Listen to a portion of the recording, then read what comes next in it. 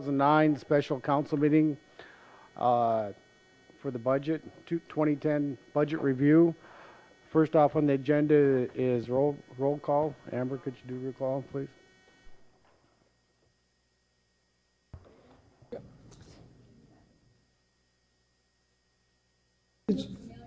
Moore, Martinson,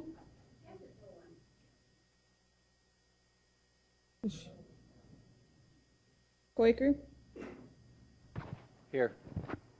Costello, Here. LaCroix, Here. Chapman, Olson, Weifenbach, Kroger, Hadcock. We have a quorum. Thank you, Amber. First thing I'd like to do is go over what some of the agenda, what we're going to do tonight. To start off, we're going to have, at the last meeting we had some questions that needed to be answered, and so finance will be given a report on those questions, and they've handed out a packet that's in front of you. We had a lot of them handed out during the time of the meeting, so they organized them and punched holes in for them so we can get them all in our books. Second, they're going to go over timelines. They're going to go over revenue, update revenue, sales tax, and they're going to go over their FTE report, the funding that's in the budget but hasn't been approved. And then what I'd like to do is from that point on, after that's done, if there's any questions, answer those, then go into probably the unfunded list. And from there, we'll kind of go from there. Second, I do have a couple of comments that I do want to make as far as dates for next meetings. We do have all week scheduled for meetings if needed. We have a council member that's going to be gone tomorrow and another council member that will be gone on Thursdays. So it's important that we have all people here.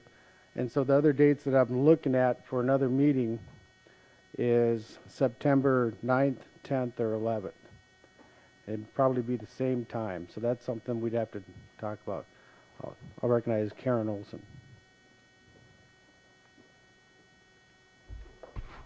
Mr. President, I will be gone on the 10th and 11th of September. The 10th. No, I'm sorry. Sorry.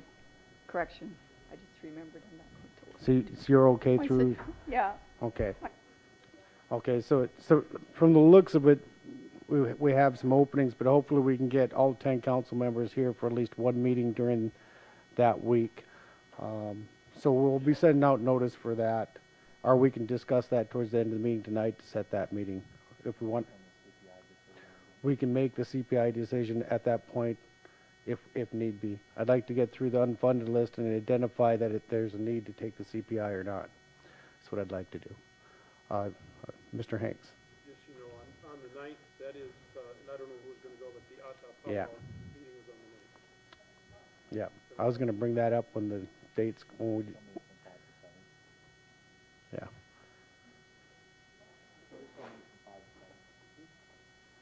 Okay, so that's something to think about throughout this meeting is that date. If you can check your calendars and we can go through that.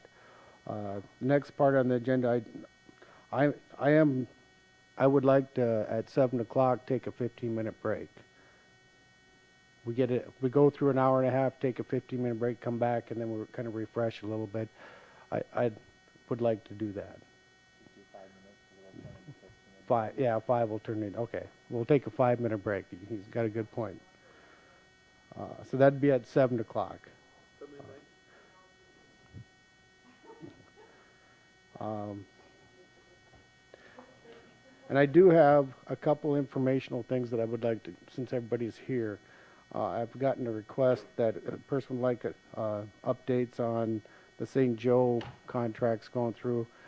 We're meeting again Monday. A rough draft was made, and they're working through it, and that's about all I can say right now is there's nothing hard to give to anybody. We're working through it, and it's moving along really good and working out well. So the more information we get, we'll pass on. So the second part I'd like to discuss is a special council meeting on the 8th from 6 to about 6:45. Excuse me. And that would be a presentation for the downtown plaza. They would like to give a presentation to the full council and get it out to the public in a public meeting. And if any questions, so we'd like to set a meeting for 6 o'clock to 6:45.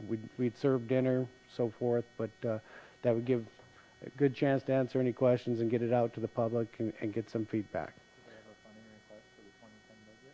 No, no. That would be Downtown Plaza. the 8th. Yeah, we got a council meeting that day at 7 o'clock, so, yeah. Yeah, it'd be before. So if everybody's okay with that, we'll send out notice for tomorrow for that. It's 6 o'clock to about 6:45. No, it would be September 8th, just before the council meeting. We'll have food here at 5:30. Yeah.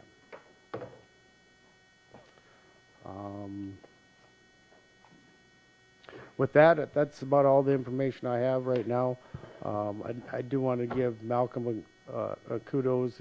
He took on a part of our conversation. He took it on himself to contact some of the council members to see what some of their concerns were and wrote them down. And we met last Friday to kind of go over this.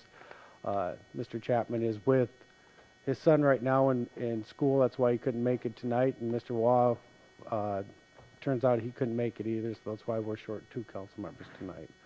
But with that, I'll turn it over to Mr. Preston.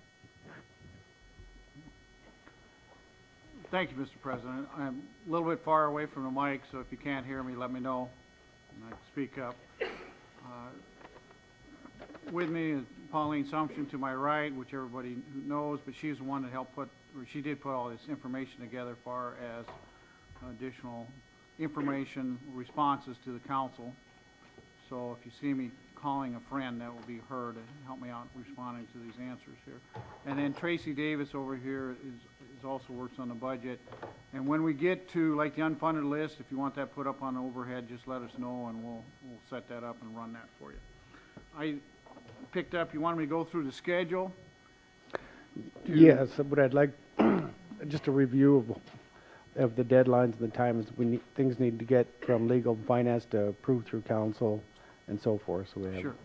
We do have the appropriation ordinance on the legal and finance on Wednesday for the first reading.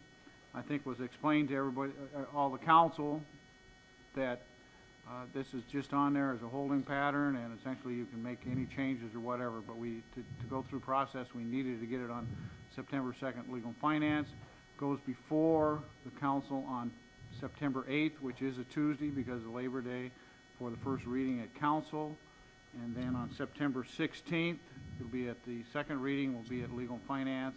And then September 21st, that would be the ideal schedule. As we proceed, that's what we've done the last few years anyway. If worst case scenario, we can always have a special council meeting sometime later, but we do need to have the budget approved by the 1st of October so we can get the property tax certified to the county auditor. In front of you is a packet of responses to questions. I know you asked about sales tax and FTE. That information is in there. Mayor, did you have a comment on? Okay, schedule.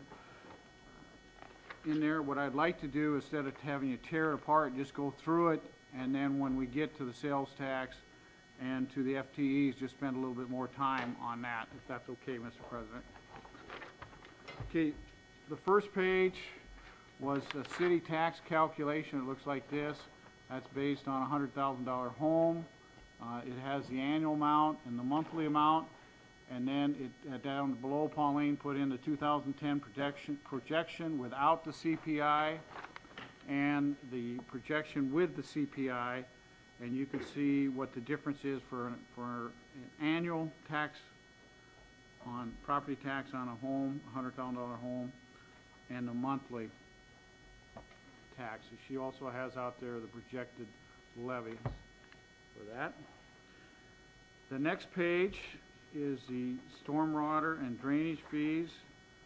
You see she hasn't listed through December 31st, 2008, and then the year-to-date for 2009. The next next couple pages is a letter from Miss Elkins, response to questions, essentially had to do with the reduction of $154,390. Miss Elkins is here, and I guess when we get to that point, if you got any questions about her letter, it is here, and she could help clarify any information on that. The next one says the building permit and inspection statistics for 1999 through 2009, and she has, it just says attached, and you'll see a big spreadsheet like so, and she has it all laid out for those years. Again, if you got specific questions and stuff, she is here to respond to that information. The next item after that spreadsheet is the permanent FTE. It looks like this sheet, and it does list the FTE for 07, 08, 09, and proposed for 2010. The only thing I would point out there is at the bottom, it does show a reduction of 2.5 FTEs, or excuse me, 4 FTEs. 2.5. Okay, 2.5 FTEs, and that is due to the growth management reduction of those project managers. And I think Ms. Elkins explained that in the letter, and I talked about that during the presentation. There are comments off on the right-hand side. For example, under the transportation, we talk about the public transportation that is 66% grant funded. That represents 1.5 FTEs out of that number. I guess you can read that. Police department, they show an increase of 4. That's a transfer from the parking lot and area fund. They picked up the what is it? Meter enforcement folks. The community resources, there's a -1 that's included in the budget. What 111? 111 for human resources.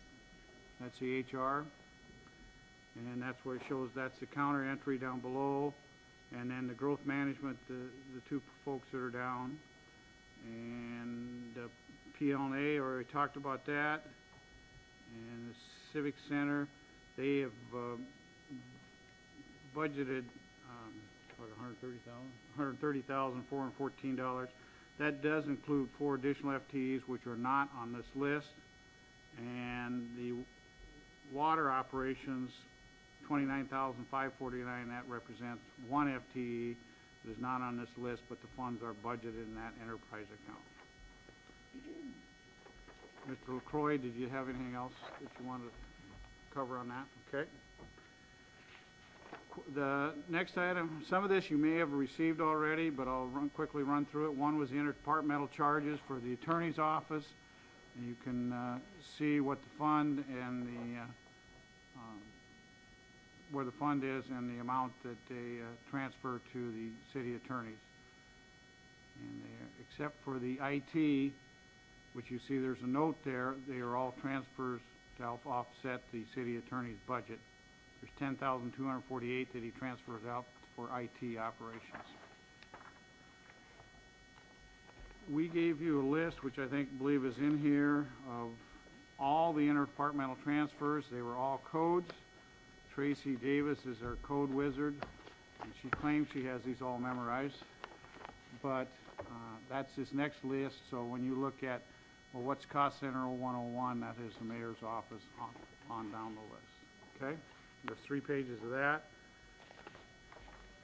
The next 4 pages, excuse me, are the interdepartmental transfers. This you did see before, but that way you can match up what those codes are and what they represent.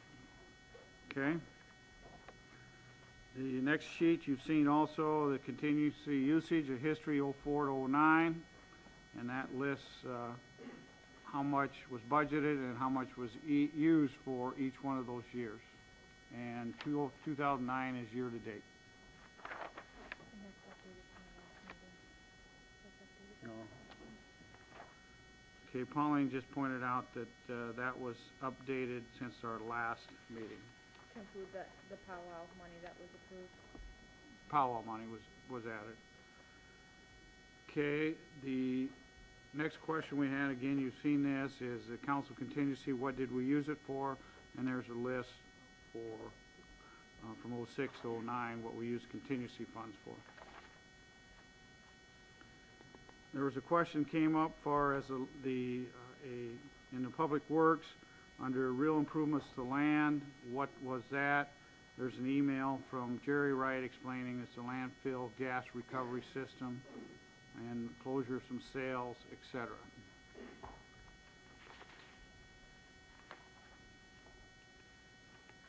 Question on the professional services for the Public Works General Fund.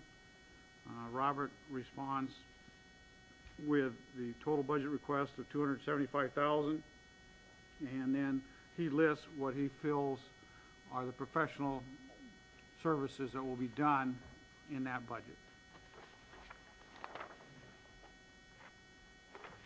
The next several pages are the mayors and councils, and that was an update. I know you've seen this when we did the Black Hills Council of Local Governments, and showed you and took it out of the mayor's budget and placed it in their own line item. Okay, there's about half a dozen or more sheets of the budget spreadsheets.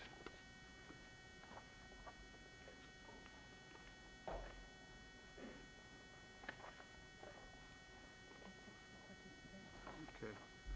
The next sheet should look like this. Is looks like Jerry Cole's, a spreadsheet for Jerry Cole. And this is the recreation programs, and it says 2008 numbers. And for example, under total budget, it says the ice arena participants 75,000, subsidy $277,098, cost per participant subsidies, cost of subsidies per participant $3.69. Am I losing anybody? Yes. Oh, Sam had a question. I'll come. I think this sheet is good information. I was hoping that we could get it by pool, the subsidy by pool. Did you hear the question, Mr. Cole? Can we get that? He's shaking his head yes. So, how soon do you think? Okay. Thank you. Thank you. Ms. Olson. So that 369 is the subsidy for 75,000 people. That's cut. I would take 369 times the 75,000. That would get your total subsidy. Correct, Jerry? Okay. I'll continue. General fund program support. This is essentially when somebody says, give us a list of subsidies. This is something we've tracked as a staple sheet. And it starts out with Dull Fine Arts and what the proposed for 2010, budget in 09, actual in 08, and actual in 07. That looks like this. Did I skip one? Yeah, it's the third page on it. Okay. Pauline pointed out that there's a third page here. Okay. And what this is as everyone here, or maybe Mr. Costello's not aware, but we have total subsidies of $200,000. Half go to Allied Arts and the other half go to Human Services.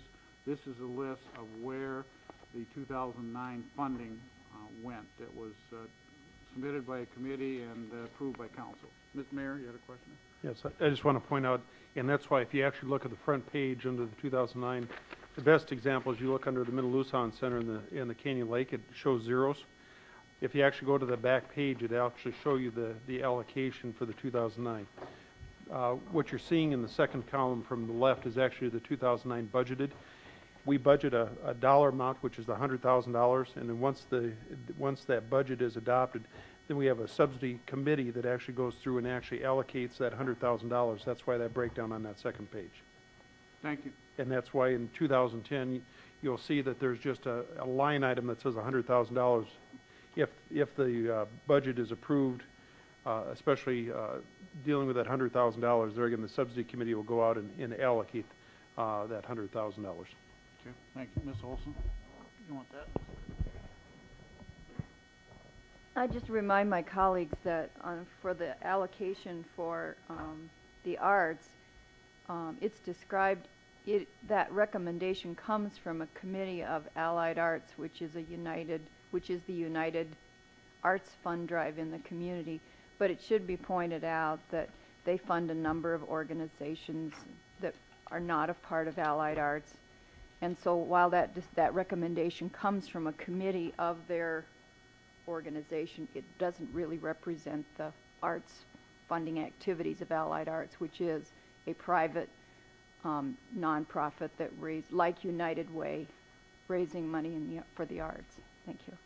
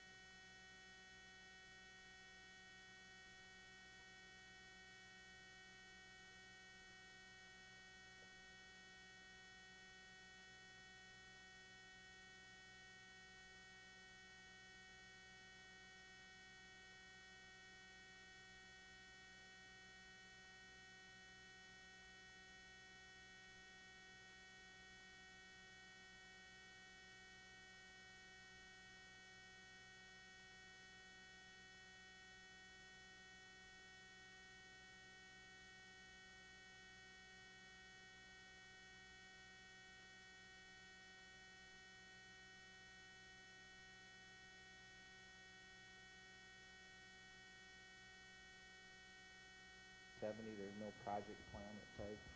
I'm just wondering what the status of that since.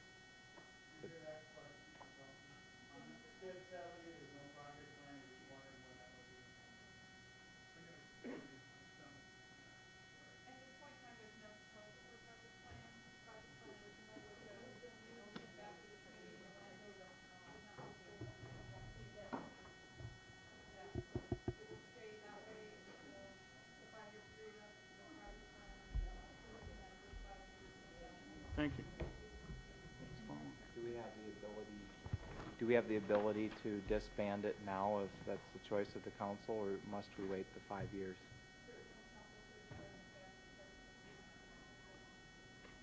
This isn't probably the place for that kind of a motion, is it? Okay. All right. Okay, there, I'm back live.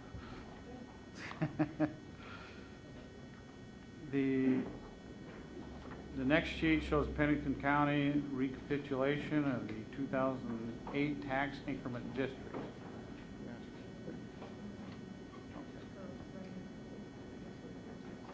Okay, the question was asked, what were the revenue projections for, what's on the TIDS? Okay? 3 pages.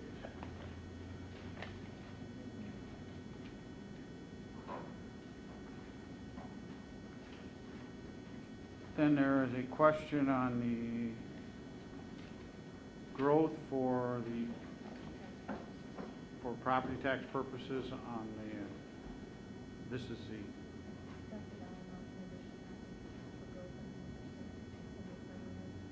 oh, for growth, okay. For the property tax, okay. This is a growth for the property tax and percentage increase from the previous year.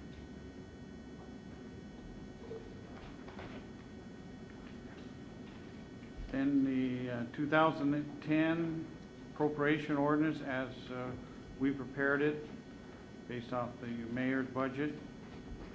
That's what will be on legal finance, and obviously we can make, or we will make adjustments from that. There was a request for the financials from the Journey Museum, and that's this next staple packet. That's their audited financials. And the last 2 sheets are the sales tax. First sheet is a cash basis through August. And I'm going to ask you to flip to the next one, which is one we used, and this is the accrual basis. And this is for sales through the first part of July, and it's a check we just received here the other day. You can see looking down below that the we are at negative 3.21% of where we were at the same time last year for sales through the middle part of July.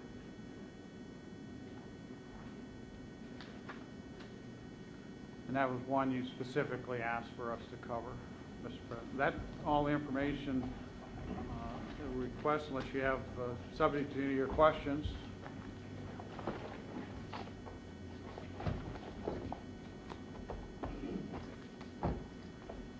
Do you want to take them, or? Explain the second to last sales tax report here. Okay. The first one is on a cash basis. In other words, what we do is compare the amount of cash that we received through August this year to the amount of cash that we've received from the sales tax for the same time period last year. In other words, we're just comparing the amount of checks that we've got in 2008 for sales tax to for the same time period 2009 to the same time period for 2008 last year. So the end result is at the end of the year is what we should be? No, it will not, because we use the accrual base, and that's for actual sales made. So the second one includes the sales made in January. This one would include sales made the last half of November, all of December of last year, but the checks we would have received in January. Somebody, Mr. Floyd, did you have a question? Or? No, I was Okay, you're just taking over? yeah. It's all yours. You got the helm. Thank you, Jim.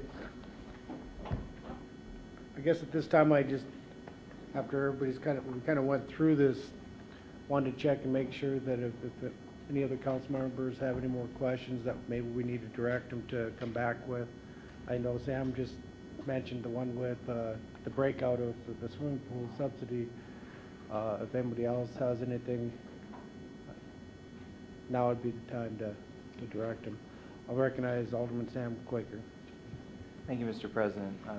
Jim, going back to this page from Pennington County on the recapitulation of tax lists and tax increment districts, it says at the top is a 3-page document.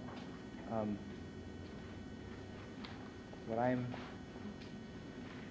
on the last page, page 38, says at the top, the valuation, it looks like, of all of Pennington County's TIFs, which includes a couple in Wall, is $344 million. The amount of tax for 2008 for all of those TIFs was $6.8 million. Am I reading that right? That's correct. So do we have the denominator? I mean, do we have the total, do we have the total valuation and the total amount of tax? What I'm trying to understand is what the tax increment districts that Rapid City has, how does that impact the county taxpayers and the county budget? It doesn't at all?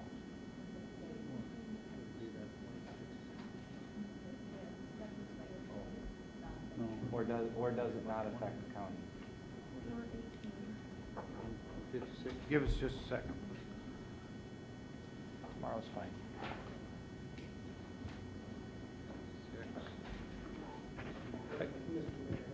Thank you. Well, the short answer is depending on how you define impacting. If you're talking about a loss of revenue, there really isn't any, but if you're talking about potential revenue that they're not being able to generate during the active, basically the active period of the TIF, I think that's something that can be measured. Does that make sense, Sam? That's what I'm. You're looking for that number. How much potential income are they not getting? There again, the hard thing to quantify about that is the fact that it's sort of a double-edged sword. You say, well, they're not getting that money because of the TIF, but then again, if the TIF wasn't approved, would the project have gone? So I mean, it's somewhat of a hypothetical, but I mean, it's a fair number to look for. And if I could follow up, Mr. President, my understanding of state law is that the school district is made whole in terms of tax increment financing that's done by the city, meaning the levies for the school district are respread across everyone, but that is not done for the county. And I was just looking for the number of potential revenue. Mr. Chairman? That is correct. State statute specifically says that it is, if it is classified as basically as a commercial TIF for the purpose of economic development, then there is no penalty. Anything other than that, the schools would lose. So just, I'm looking, about every TIF that we've done is classified, so the schools really don't lose anything. What it is, it's the counties that are basically put on hold they're put on hold from getting any new additional revenue until the TIF is paid off. I know that because that was one of my bills in the legislature.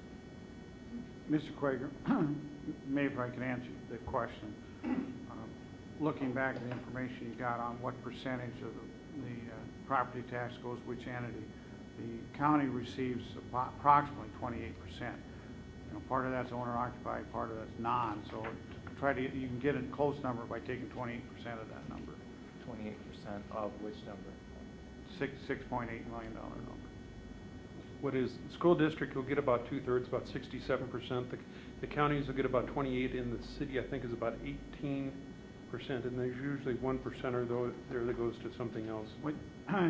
Typically, we're saying 18 city, 28 counties, and 54 for the schools. And it's different if it's owner And that's occupied. approximately. That is owner occupied, okay, so that's not the commercial side. Okay, so 28% of 6.8 million, about close to, so you're looking at about 1.8 million. 1.8 to maybe 2 million, about $2 million. All right? 18%. That's not really a true figure. It's based off of this number here. So what does this That number includes tell the us? wall tips and the box elders, whole city tax. Right, but I mean, but he would almost have to go back to when each district was created, because you would have to look at what the difference in the assessment would be for the date it's created. Because that's where it's put on hold, then you'd have to assume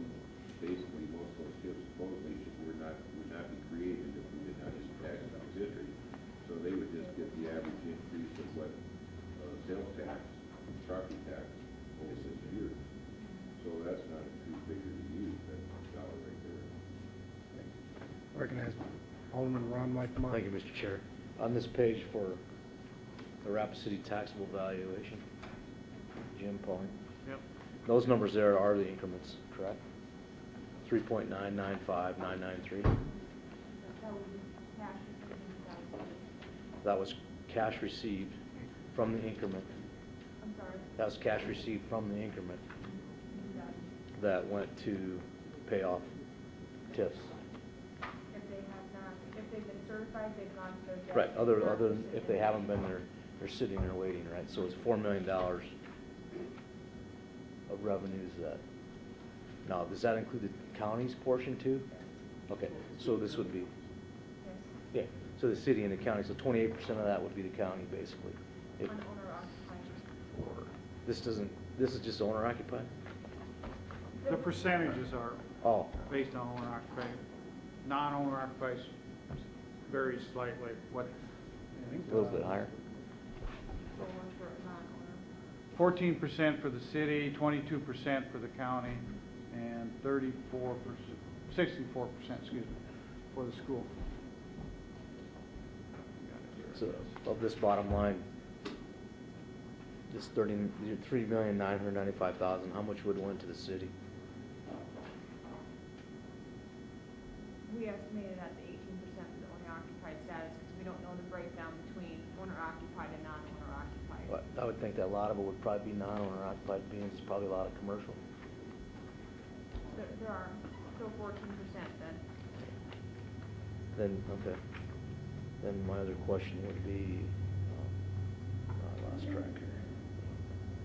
I just want to make sure we understand that even though that these things may not have been built, we're still providing services, or the county's still providing services for these areas.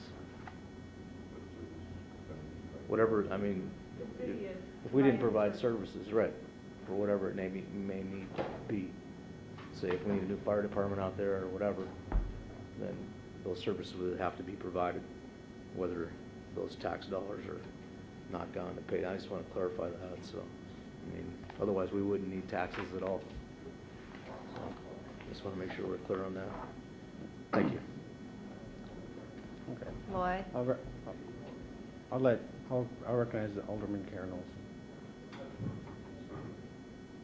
This one isn't true. Although it sounds like it's on, doesn't it?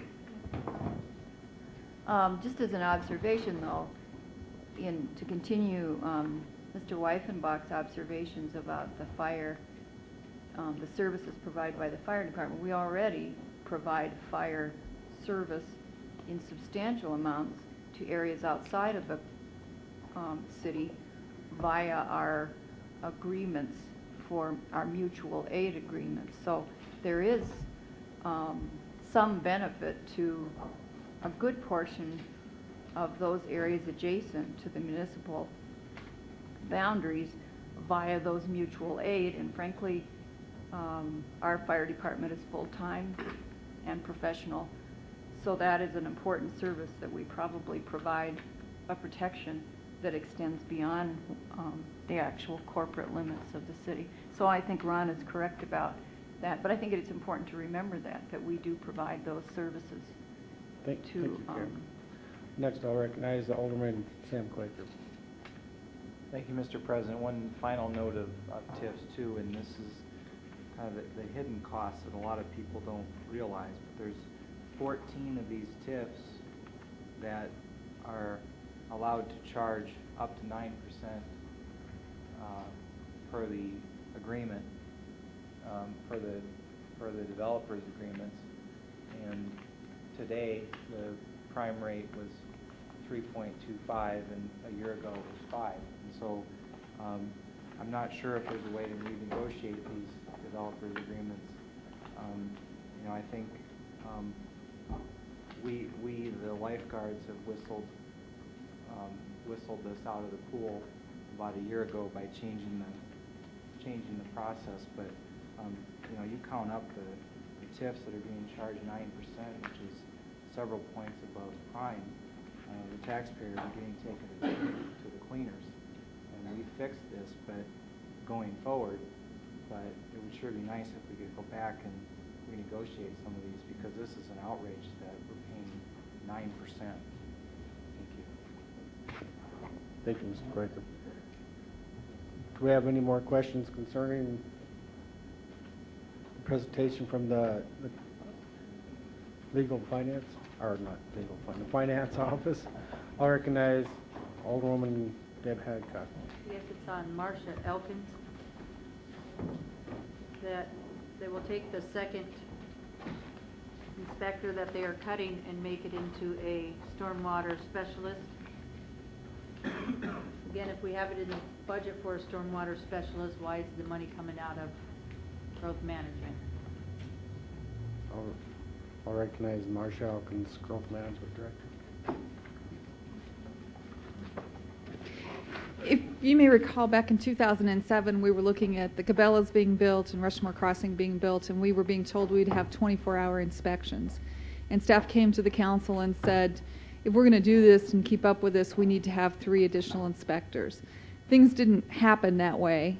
We ended up not filling one of those positions, and that left us with 2 that had been filled at various times. One of those is doing public improvement inspections part of subdivisions. We propose to keep that position in place.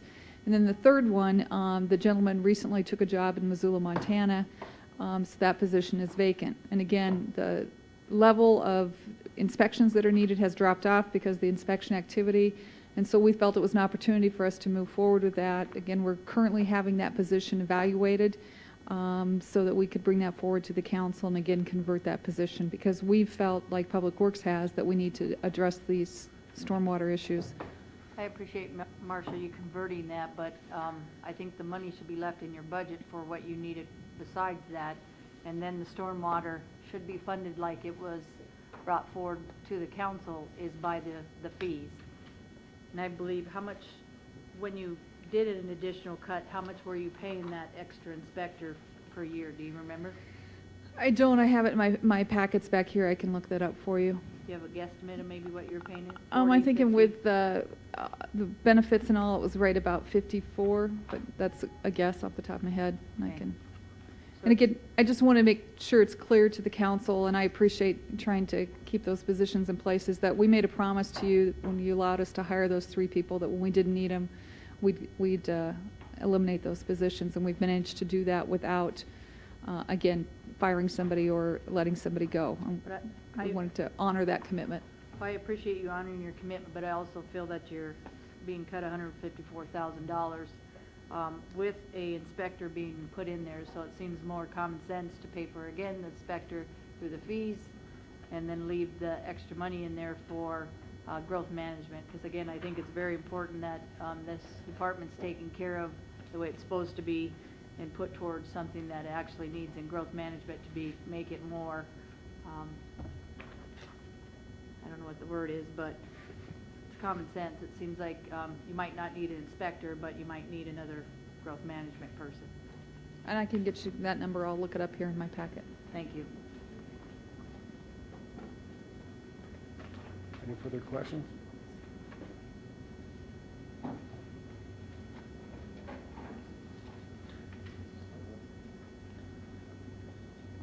Marcia, do you have any unfunded needs?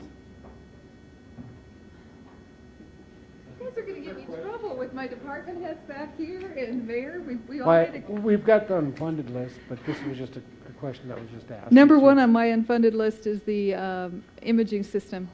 That's my personal unfunded list, and that's one that benefits a number of different departments that we've been looking at. But again, I have to support the list that has been brought forward by the department heads in terms of the priorities, particularly the staffing levels that have been identified in the attorney's office, and I believe the other 2 were the Parks Department. So I'm trying not to get in too deep here. I'd like to be more specific in my question, Marcia, and that is, I'm trying to find it, but there's a suggestion list of what to fund if the city takes the CPI increase. Is there anything on that? Is there anything on that suggestion list that is in your department?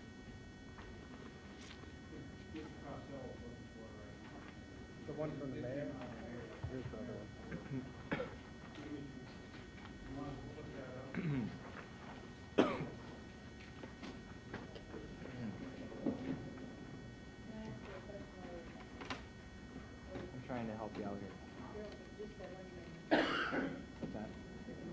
$75,000. I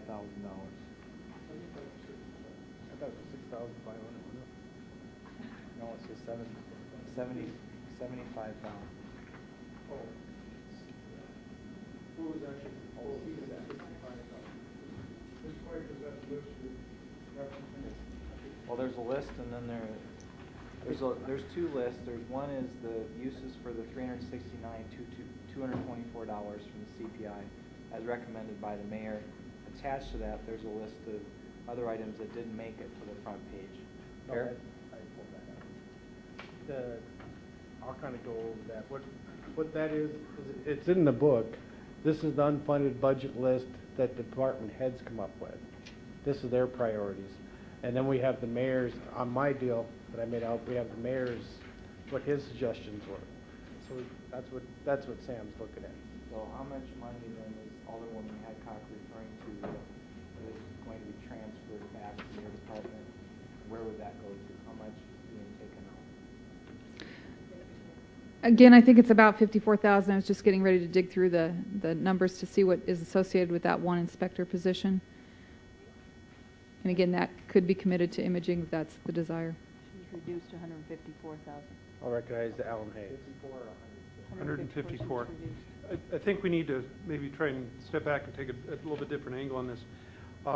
Marcia, was it 2 or 3 years ago, you asked for 3 what we call term employees.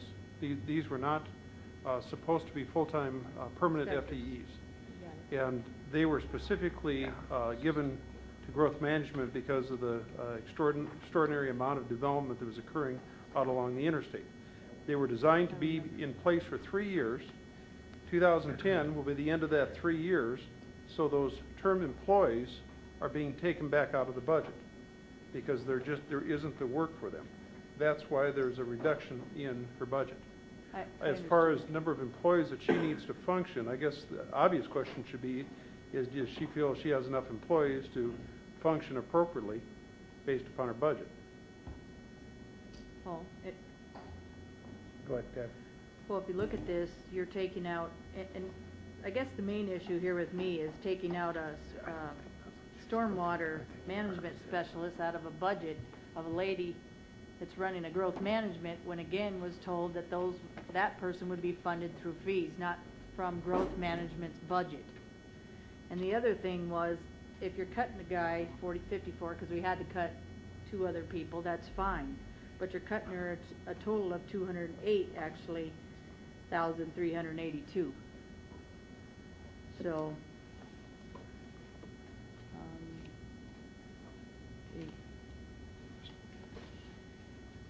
and just one more question. Marcia, for the future land use and some of the imaging system, is that what that's going to cover for the public? Is some of those things that we need for people to look up, like future land use and other things, is that imaging or is that GIS? If I might, Mr. Chair. The imaging system is so that we don't have a file cabinets in every room and every office in this building. About the end of the year, you see us buying another 8 or 9 file cabinets. What it will allow us to have access to our files, and ultimately, potentially, we'd be able to, if the system we're looking at is purchased, make the public have access to our records as well. So they'd be public records. But initially, it's just to try to get them imaged so we don't have as many file cabinets. It's more convenient for staff to find the data that they need. Well, I can tell you, if we can do an imaging system that would make it easier for the public to get online and look at some of the future land use and other things, I would be in favor of doing this, because I can tell you it's a big issue for people trying to get online and figure out some of the things that they don't have to come down to growth management and spend more time with growth management or their time to make it easier on finding what they need to find. So if that helps that, I'd be in favor of that. Thank you. I just turn your attention to the FTE sheet that talks about permanent budgeted employees. If you look under growth management, basically what we're looking at is an overall reduction of 2 FTEs and then converting 1 other one. So in essence, what's going to happen is there'll be 2 less FTEs within growth management, and both those positions that we're eliminating are those term employees that were inspectors. And then Marcia, there was actually 3 of them we hired as term. One of those positions will be actually converted. Is that a fair analogy, Marcia? Correct. Okay. When it comes to 208, Well, there were some reductions both in salaries, and there was also some other reductions throughout the budget as far as travel and everything else, but the majority of it is going to be salary.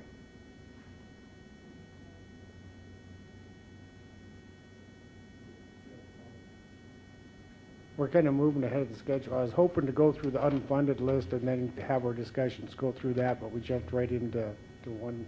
But I know Mr. Quaker does have a question. Marcia, clarification on your need. I'm holding up this sheet right here, Okay. and then the one behind it says 75,000 for the imaging system. The one in front, third line from the bottom, says 65,000. Can you do the imaging system for 65,000? We'd have to absorb some of the cost for some of the scanners and the like, and we've been talking about how we could do that or and the like. Well, Yeah. I would like to, I appreciate Alderman Hadcock for bringing this item up, and my thought is rather than to take that entire amount though and leave it in growth management, I would like to take 65,000 of it, which then removes that from the CPI list. I'm in favor of the imaging system. I'm not in favor of increasing property taxes to do it. So I think that's a good move. I'm wondering when the best time, and it seems like now is a good time to bring that motion forward. Isn't that what the purpose of this meeting is, to do that, or can somebody tell me if... Okay. Can we just add this to the motion list or whatever we're doing? Yeah, what I'd like to do is go through this whole unfunded list. Number one, the department heads. We do have the unfunded list that the mayor presented, so we got 2 of those. And then any additions that the council would like to add on there is what I'd like to do. Then we add them all up, see what the total cost is, and then we have suggestions for funding sources for any of those. I'd like to go through, follow that process. And then we could do, once we get that total, then we can start making what's important and start making motions and so forth. One council member can add it to the... On the add it to the unfunded? It's already on the unfunded list. So if we go through this and you want it on there, we'll add it on there. Okay. I'll recognize Alderman Thank you, Ron Mr. Weidenbach. Chair. I had a question about the stormwater drainage fund. Is that an enterprise fund then? Is that something that's separate? I'll refer that to Marcia Elkins. I see there's revenue there. Is there income to offset, or is there expenses to offset that? Yeah, they get it from, I'll recognize Marcia Elkins. Currently, those stormwater fees that are being collected on the permits is just going into the general fund. So it's offsetting other expenses that are being paid for with general fund. You switched to last meeting. Okay. Yeah, but still, I mean, if it's in the general fund, then it's already spoken for, right? Because it's balanced.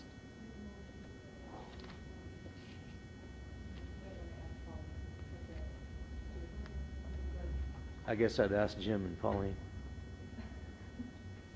Jim, you guys have a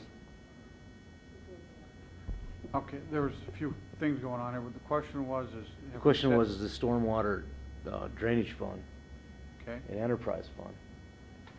Or is it a fund that is already, the funds have already went into the general fund and have been budgeted out Okay. with an according expense to the revenue that's there? recognize Jim Preston. Currently, it is in the general fund. Pauline and Tracy and Connie keep track of that in the general fund, but this council did direct that we set up a separate fund, and essentially we're in the process of doing that, correct? I guess my question though is, funds have been generated in there. Are they budgeted for in this 2010 budget, or are they not? Can I, well, no, they're in that cash. Can you throw up the cash balance sheet? I'd have that, but a mountain lion ate my budget book.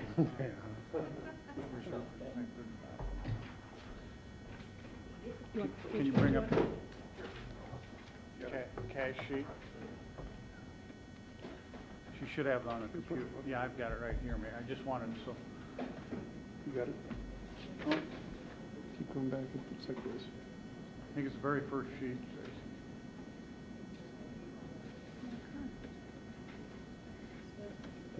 Okay, the next to the top one there, Mr. Weifenbach, what that says is a reserve from the drainage revenue. Yep. In other words, we set that funds aside from our cash balance at 535.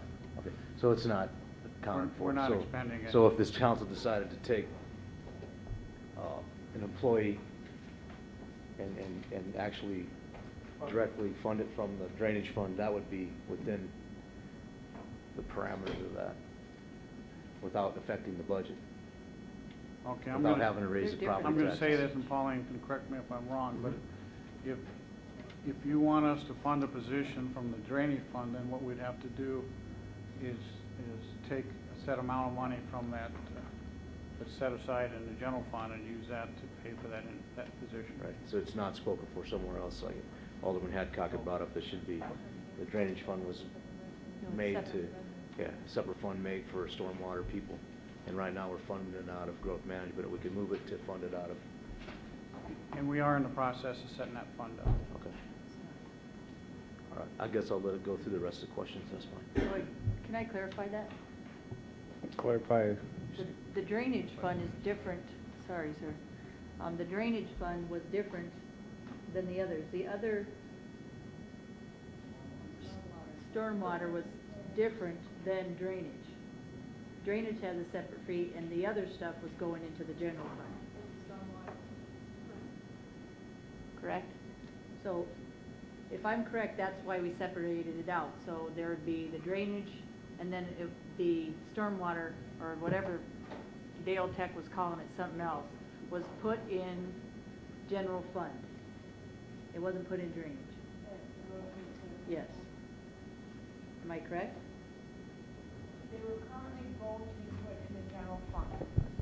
If I remember your motion correctly from legal and finance, it was to set up two separate funds, one for each of those types of revenue source. At this point, the money is still set in the general fund. We have not transferred any revenues over to their own fund yet, because we need to identify which expenditures would also get transferred over as part of a supplemental appropriation. Because just because you guys establish a fund doesn't mean we can automatically start charging to it, and it has to have a budget set up.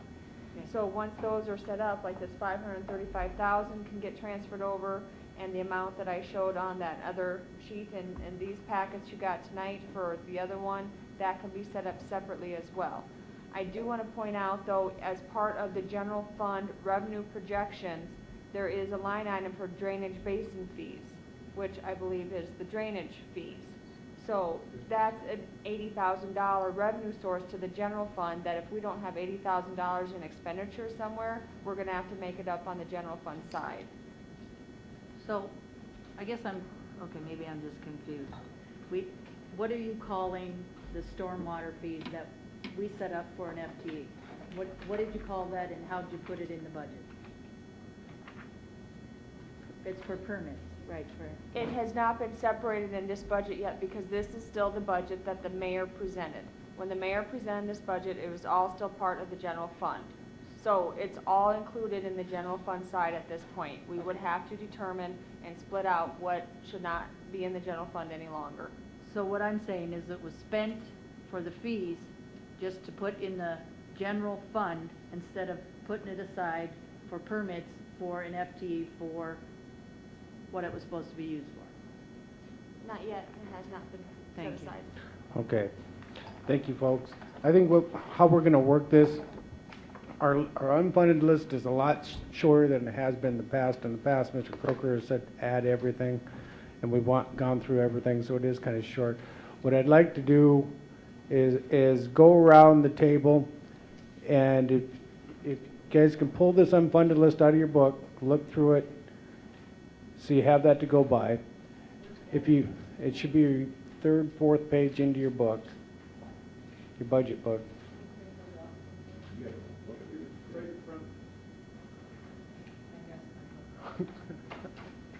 You got it. He's, could you make some copies of yours, Alan, too? Well, okay.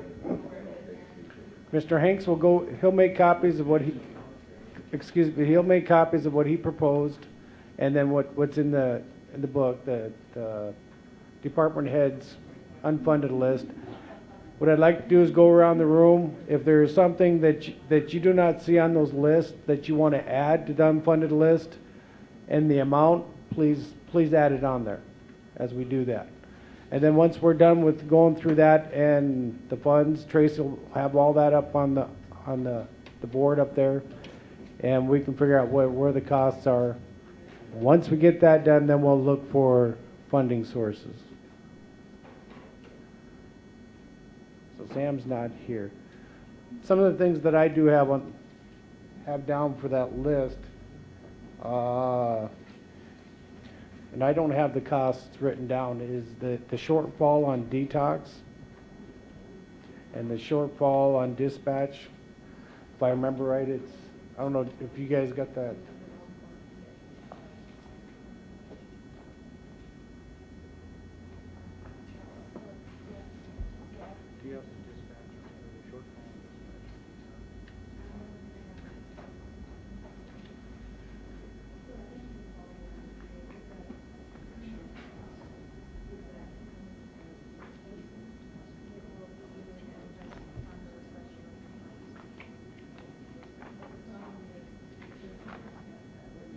Okay, I think I've got it, Jim, or Tracy. I think for dispatch, there is a shortfall of 42,247. And for detox, there's a shortfall of 27,257. Those are the two that I have. Next, I'd like, Aaron, do you have anything you'd like to add to the unfunded list? Mr. LaCroix, can we get those numbers from you again? I'm not sure, we were having a sidebar down there. You said the dispatch. I think the shortfall on dispatch was 42,000 something, you said? Yeah, of course, now I gotta find it.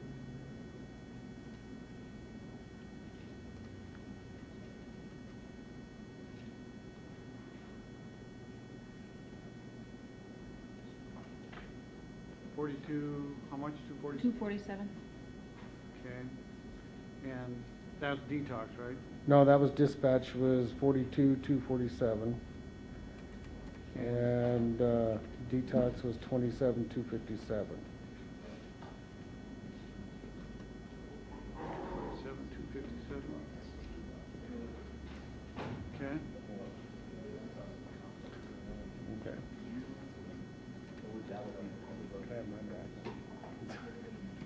Sam, or Aaron, you didn't have any? Okay, Sam, did you have anything you wanted to add to the unfunded list? That's not on the list. Nope. Ms. Hadcock? You got one. You got one. Well, we've got, right now it's just what you want to add that's not on the list that we got in front of us. We're going to go through after this, the department heads priority list. We'll vote on each one, plus whatever council members have on their unfunded list. Okay.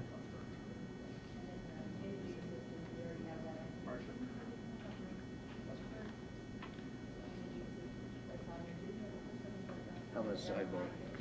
Your erosion control specialist is actually included in this. That's the position that was converted. Yeah, that's already in there. You don't put that on the funded.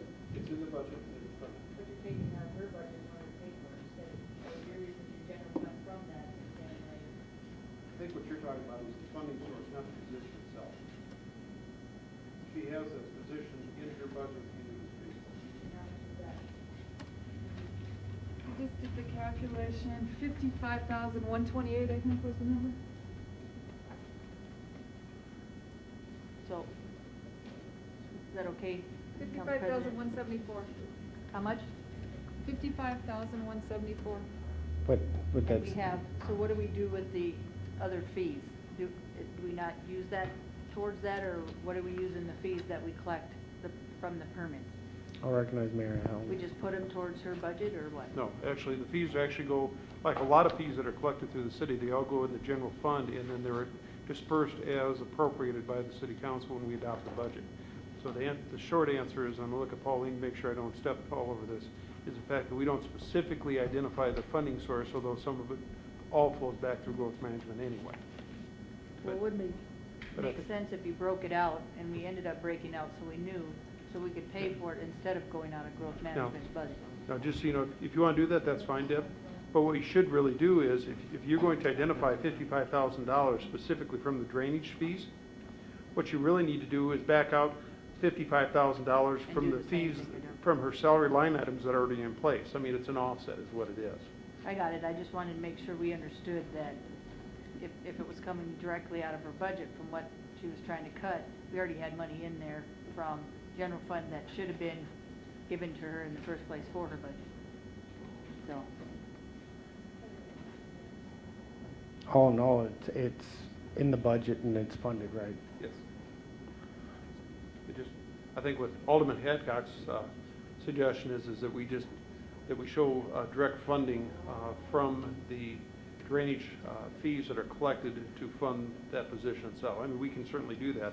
I think it's an adjustment in the bookwork. Pauline, I mean. You're correct. Essentially, we've got the revenue in there showing as revenue for the general fund. When we pull that out and put it into the drainage fee, we have to take some expenditures out and apply against that, so we have a balanced budget. But the bottom line is the fact that even if we follow what Alderman Hadcock is asking, as far as the dollar amount, we're still at zero. Yes, Because we have offset. correct.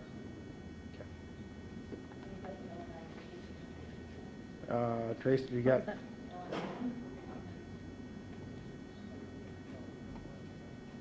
that already on this list? No. No. Okay. Usually it's under subsidy. I don't think L&I is underneath subsidy though. I'd have to look, but. Yeah.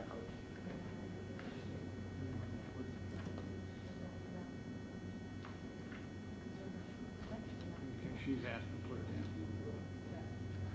it in. Deb, did you have anything else you want to add? You got the L&I 1,500. Okay. 1,500.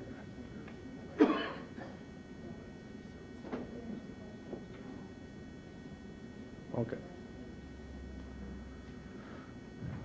Okay.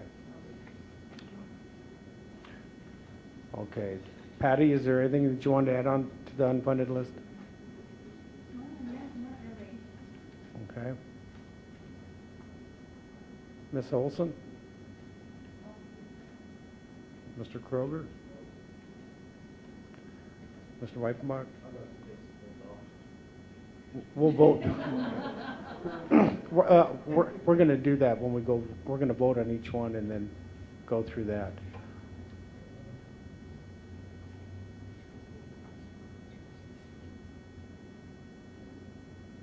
Nothing? Okay. Because we do have two of them here. We got with recommendations to the mayor. We can go through that also. So, okay. Yes, we are. Okay, the first thing we're getting on to the unfunded list, Tracy. We're gonna start with the department heads, and then we're gonna, is that where you're at?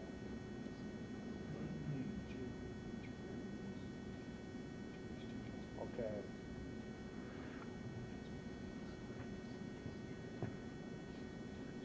What I'll do is we'll read this off, and we'll take a vote if we're gonna add it to the unfunded list or not.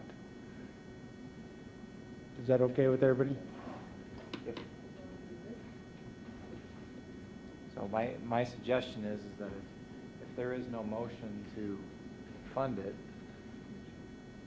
and a funding source to back it up, then it's no longer on, then we just move on to the next item.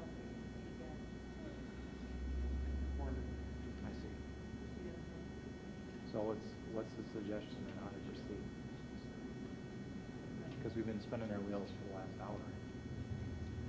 And I don't want to spin our wheels for 4 days. What we've done in the past is gone through the unfunded list first to identify what's important to the council, what's left over, what's important to them. There's a number to it, and then we go back and we try to find funding through the mayor's budget or through CPI or whatever changes that the council can make to try and fund those changes. But the idea was to go through the unfunded list to see what's important to the council and to department heads. And then once we get through that, like I said, then it's up to us to find the funding source. If we can't fund it, we can't fund it. When we ask for a motion, what kind of motion are we asking for, To remove or keep on the unfunded list. I'll recognize Ron Weifenbach first. Thank you, Mr. Chair. I would recommend, since this question was asked, as many recommendations how to go further, and I agree with what you're saying, but I would suggest that if you're gonna make a motion that you wanna fund one of these items, that there is some knowledge of where that funding is gonna come from within the next day or two from that same person who makes that motion. The mayor set forth a budget without using the CPI. There's no need to look at his things on the front here. He's had his opportunity. These are second nature. The council would have the opportunity. I just don't want people to be making motions and then, you know, yeah, I want to fund that, and then they're not going to do the hard work or make the hard decision to go within the budget and change something without. You got a good point, Ron. I think last year if you identified a need, if you don't have the funding source for it to come for, you say CPI or you say where you think it should come from. Because I think it's Okay. irresponsible for a council person to suggest to fund something. Okay. And not look at how it's going to be funded, either via cutting something or, you know, I think the mayor and the staff spent a lot of time on this budget. I just want to make sure we're all on the same page, that I'm not going to spend hours upon hours arguing over increasing property taxes over funding something that. You got a good point. Ms. Hadcock?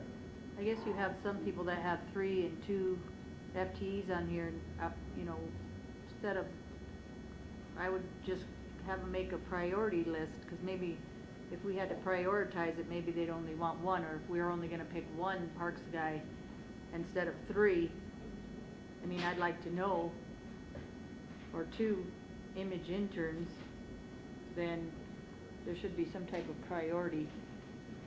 In case we don't want to do all of them, we maybe just want to do 1 parks person or 2 or something like that. So, and I think on prioritizing where it comes from, I think that's gonna, last year what we did is we prioritized what we wanted.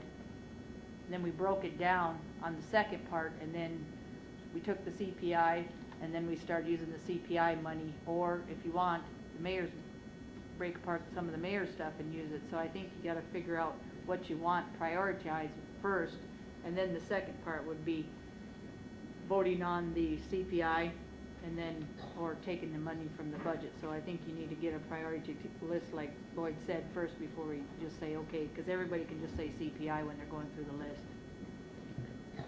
So. All right, thank you, Ms. Hadcock. I'll recognize Ron Kroger. I'm beginning to really not like this process where the CPI isn't included in the budget. In the last couple of years, all these things, no matter what we pick here, is going to be tied to the CPI. You're going to have people out there saying, you know, you raise my taxes, my property taxes, to fund a parks worker, and I don't think that's correct. I don't like it this way, I really don't. I mean, I think, why did we pick CPI? Have we ever not taken the CPI? Jim, that's your Jim word. Preston? We've always taken the CPI. I guess that's my point. Why didn't we just do the budget and said, here's the unfunded items that are not funded that we would like to use property taxes for? And then we could say, well, we're funding this out of property tax. I mean, I don't like this process because we're pointing all this stuff to CPI, and I don't think it's fair. It's like taking the sales tax revenue, not funding part of the budget with the sales tax revenue, and then we pick what's gonna be funded out of the sales tax revenue. Do you follow what I'm saying? We're picking an item that always been in the budget, and that's the CPI. We've always put the CPI in there. Just like we put property tax in there, just like we put sales tax, and like we put all the other dollars that we get, we put those in the budget. We don't try and tie them to something that we want to fund. I'm just telling everybody that I don't like the process here, because the whole discussion for the next, until we're done with budget, is going to be what we funded with CPI, and that's not the way it should be. I think Sam was next. Sam had to come in first. I'm going to try to help move this process along.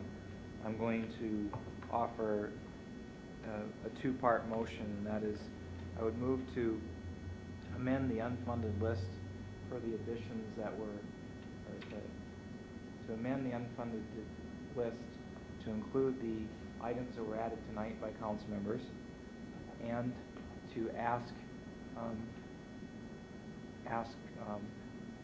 the administration if they're willing to prioritize for us in numbered order what the highest priority of these unfunded items are. Is that a request that is our? Oh, because it's not in. Okay, that's what goes. That's what the mayor asked him, right? But that's not on the front. That's why. See, I was looking at this. This page here doesn't have.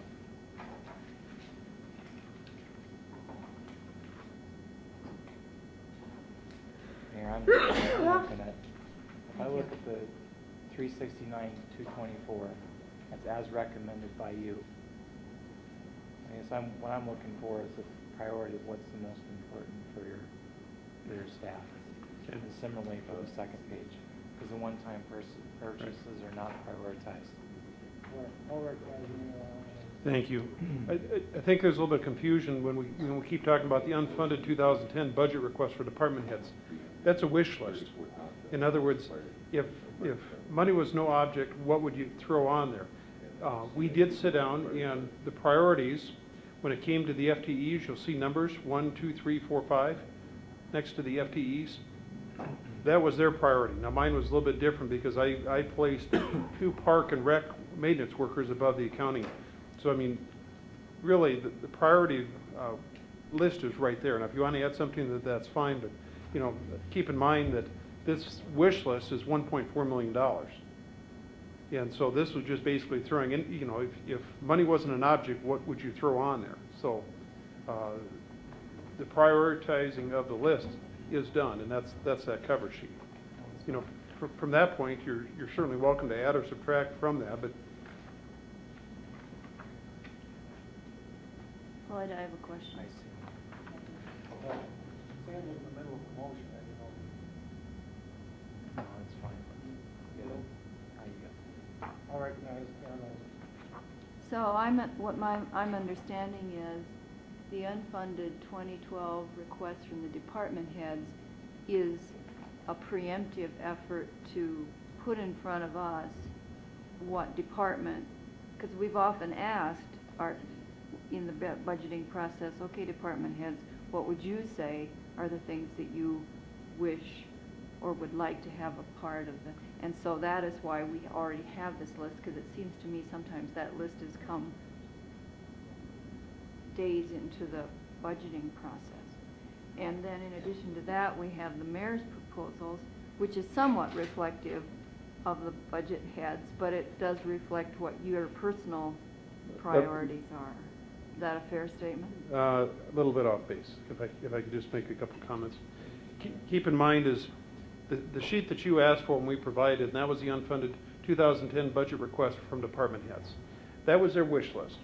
From that point, the department heads get together and we start down and we start prioritizing them, and that's what this is. This sheet, the $1.4 million, was basically a worksheet that we looked at to prioritize what we brought forward. To arrive at this, yes. So, Can I make one comment, Ron, before? Now I understand the way you're wording this, Alan, is, Mayor, is the recommendations coming from you is actually a collaboration from all the department heads. This isn't your priority, this is collaboration from all of you, Yes. is what you're saying. You know, we have a team approach when we present the budget, and that is the fact that we take a look at this, and then whatever, the budget is presented basically with the support of all the different department directors. That's why it's sometimes very difficult, and I'm just going to try and defend them just a little bit, when council members specifically ask them, was there anything else you'd like? Well, there's something that every single one of those department heads would like, but because we have a team approach of presenting the budget, it's very difficult for them to basically put forward a proposal and basically I don't want to say hang, but basically put themselves ahead of the rest of the different department heads, because that's not the way we put the budget together. So, let me have one question. If that was a collaboration from the or department heads, they added the Storybook Island Nope, path? that was me. Okay. Yep. And the cemetery? The cemetery was also mine. Okay. But the rest of that is on the unfunded list that I see from the department heads? Yep. Those are the only two additions that I would say that were actually yours? That is correct. Okay. Next, I'll recognize Alderman Ron Kroger. Jim, I've got the wrong book here, but how much are we going into the reserve to balance the budget?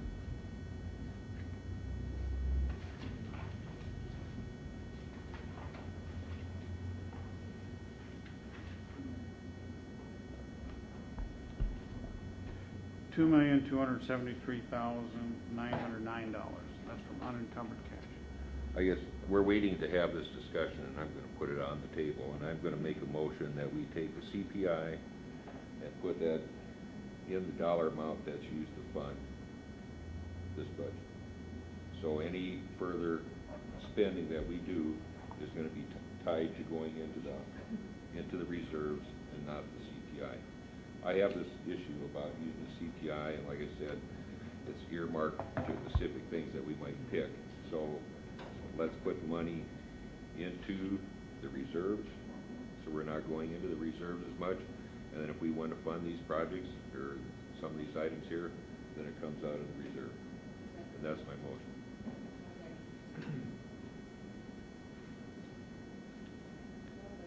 I'd just like a little clarification on that. You're saying voting on the CPI right now, or take money from the reserves? I'm saying that we vote to take the CPI, and that dollar amount of whatever it is, $300-some thousand, goes into the reserve to fund the portion of the budget that we're trying to set out of the reserve. So then, when the discussion comes about, if we want to hire a parks employee or whatever it is, that money is not tied to the CPI, but it's tied to the reserves. That makes it a lot cleaner in my mind, and that's. Okay, we got a motion, and we got a second discussion. We got Alderwoman Deb Hadcock. Just a question. Did the mayors in the past, when's the last time, did they take the CPI? I'll recognize Jim Preston. Yes, this is my 14th budget, and we've taken the CPI each time. Except the last 2 years. Our mayor hasn't taken the CPI and put it in his budget. Okay, I thought you were talking about the total budget. I can't take the CPI. Didn't they? So how'd they do it with the mayor, including the CPI? Prior to this, the mayors have included the CPI in their budget proposals, but it's the action of the council is what actually takes the CPI. But the mayor has been in favor of it at that time. Just and like put I it have. Close. Well, to me, it looks like a game when the mayor doesn't say that he took it, he says the council takes it, and then he puts forth a list that he thinks is, well, some of it's prioritized by the department heads, but the other is prioritized by the mayor. So that just doesn't make sense to me. And it's easier, I think what Ron's doing is taking it off the backs of us at a CPI level and putting it on a reserve budget is pretty smart. Instead of having this wish list as a CPI and people, and pushing it back on us, it just looks like game on to me. the way this is played, it looks like game on, and that's why we have such an issue sometimes with this CPI. There's gotta be support by all, or in the past, because that's what, this year I was just like, I'm not even ready to argue about this CPI. Ron's right. It shouldn't be a game. It should be about the budget and what we need and what is the specifics. So, I'm gonna have to agree with Ron and what his proposal is to make this so later on we don't get stuck or been said that we used taxpayer money in a sense on a CPI. We just put it in the reserve. And either way, I hate to tell you guys, you're using taxpayers' money. So, Thank you, Ms. Hadcock. Further discussion, I've got Mr. Quaker who would like, I'll recognize Alderman Weifenbach. Thank you, Mr. Chair. I agree with Alderman Kroger that I think that if the council so chooses to raise the people's property taxes above and beyond what they've already been raised due to valuations, then it's the bottom line. It's a cost that goes to the taxpayers. I want to make sure my colleagues understand that it's been an extraordinary year and a half, a burden on the taxpayers, the middle class people, who have seen increases not only in taxes and property valuations, but they've also seen decreases in jobs, lower increases in wages. I think we're looking at even lower an increase in wages to our people. They've seen an increase in water revenues, what we charge for water, sewer, garbage. They've seen an increase in utility expenses. They've seen an increase in almost every fee across the board. It may be opportune for you guys to say we've always done this. To me, that doesn't matter. What matters to me is that we understand, such has been laid out on the table, that an increase above and beyond the increase that's already been taken. This is an increase that, yeah, state law provides us to take. It's not a thing that says, yep, you have to do this. This is about growing government or not growing government, and exactly what we're doing, growing government. By taking this, there's plenty of room in this budget if they find opportunities that there's items on here that we need. The difference when I look at my checkbook is what I need, what I want. I don't look at the things that I want anymore, and I think that's very relevant in when you draw parallels to our sales tax revenues. They're down by 3%. The reason they're down by 3% is people only have so much money to spend. The median income in Rapid City probably maybe $40-some thousand a year. Okay, that's a household income in the middle, and we could cut this, slice it, dice it however you want. It's an added tax upon what they've already seen in increases and what they've seen in decreases. The spending power of the consumer in Rapid City has substantially decreased, and we're seeing that in sales tax revenues. And we can sit here and deny it all we want, but yet we want to grow government. To me, it's beyond me. We've given away several hundreds of thousands of dollars in revenues in the name of 20, 30 years down the line we'll collect this money back. A lot of these people in our community that are over the age of 55 will never see that. The biggest portion of our community is over age 55.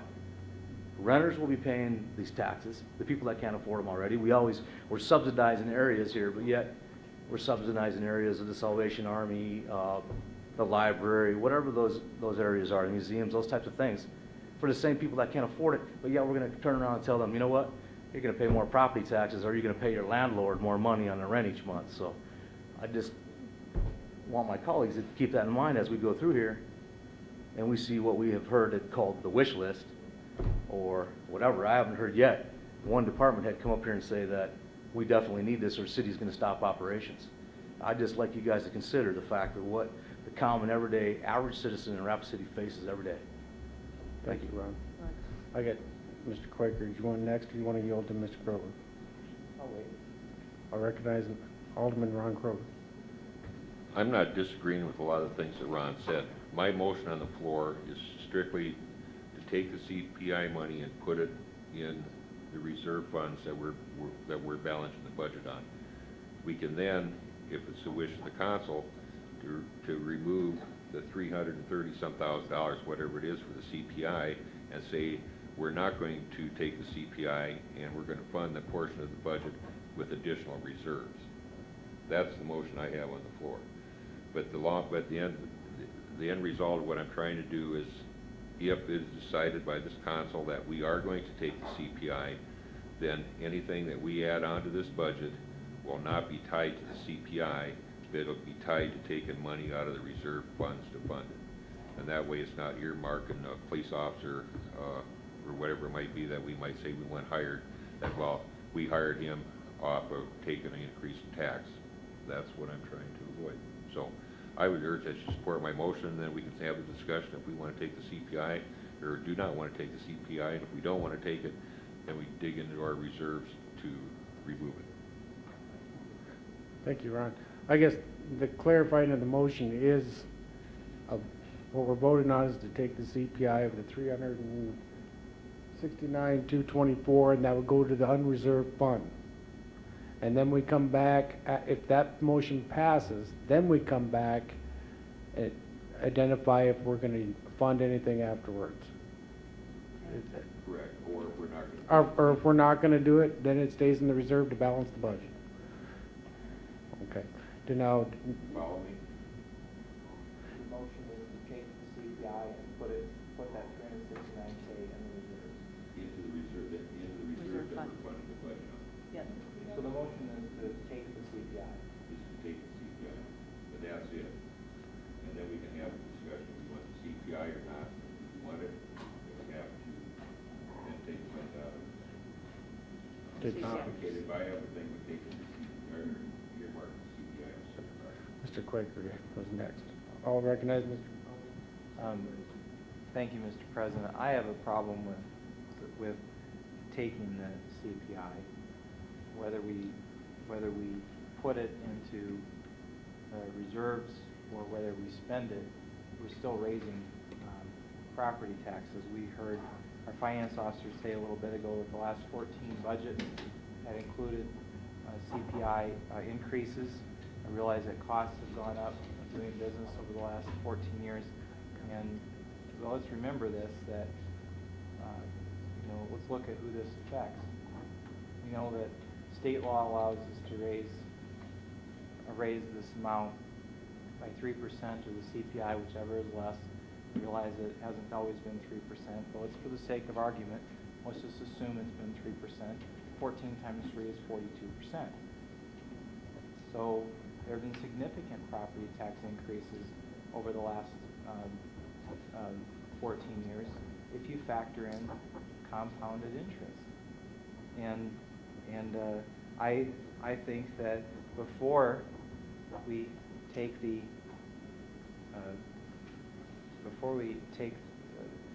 CPI, which means that we would be increasing property taxes, we should be looking for other ways to shore up the reserves if that's our goal.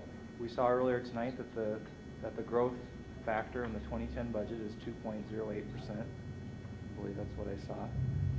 The budget was presented as a no-growth budget. No growth is 0%. 2.08% is 2.08%.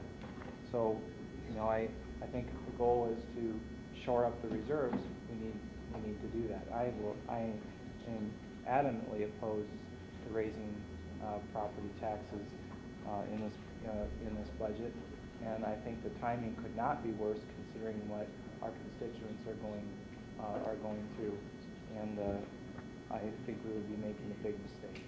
Thank you. Thank you, Mr. Quaker. I'll recognize Alderman Ron Weifenbach. Thank you, Mr. Chair. In reference to Alderman Kroger, I think I understand what he's trying to get to. I am opposed to taking the CPI, but I would not be opposed to going through this list and funding it out of unencumbered cash, and then coming back and making a decision of either going into the budget or taking the CPI. So I'm not sure if that's Okay, thank you, makes Ron. any sense. I think, from my understanding, it is the motion that is on the floor is to take the CPI. I recognize Ron Kroger. And I just have one other thing, and I got the wrong book in front of me, but, we need to realize, property taxes, there's no question, are a big issue. But we also need to look at this book here. This is our budget book, and you need to realize that property taxes don't even fund basically around half of the police and fire department budget, and that's it. So, though property taxes are a very big issue, they are a smaller part of our budget. Thank you, Ron. I'll recognize Alderwoman Deb Hadcock. I guess I'm going where Ron's going. If we don't want to grow government, then we need to quit getting land for Parks Department. We need to quit adding more burdens on the department heads and then expect them to fund and do their stuff through their budget. So if you don't want to grow government, then quit buying with the taxpayers' money more land and more areas for them to have to take care of, and then expect them to do it on the same budget. If you don't want to take care of it, don't spend the money. You're spending, like he said, this is sales tax and property tax money is the smallest part of it. You already grew government by spending money that was used to do land and other things that probably shouldn't have been bought. It's the easiest way not to grow government is not to do wish lists during the year and expect department heads to suck up that cost. So when we start making priority lists, hopefully we can get those from the department heads. We can kind of stick to those because they'll be priorities instead of wish lists. That way at the end of the year, hopefully we don't come into this where we are needing 3 Parks Department guys because we've increased the land by 200 acres or thousands of acres at this point, and then made special events and had the Parks Department do it. There's one on this council that hasn't done that, and we all agreed to it. So that was taxpayers' money that spent that money, and it's big taxpayers' money to take care of those department heads to make sure they have enough money to do it. Thank you, Ms. Hadcock. I'll recognize Mayor Alan Hanks. Thank you, Mr. Chairman. I think it's important to not lose sight of how property taxes work. And what I'd ask you to do is go back and look at the sheet that Pauline put together that talks about the tax on a $100,000 home. That sheet right there.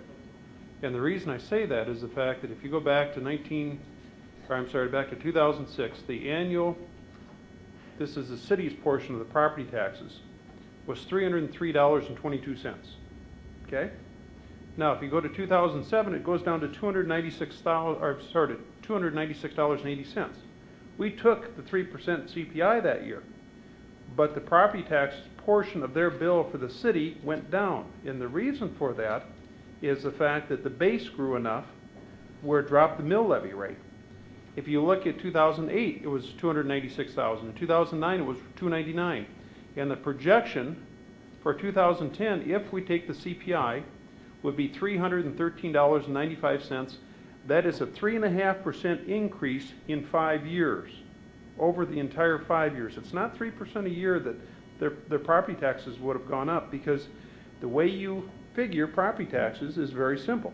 Is the fact that you have your base, you have your assessed value, times your equalization rate, times your mill levy.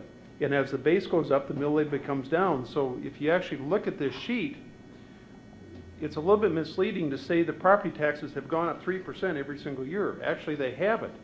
Over 5 years, they've gone up 3.5% for the entire 5 years, unless I'm just flat looking at this wrong. Pauline, are you looking at the same sheet? Is that a fair statement?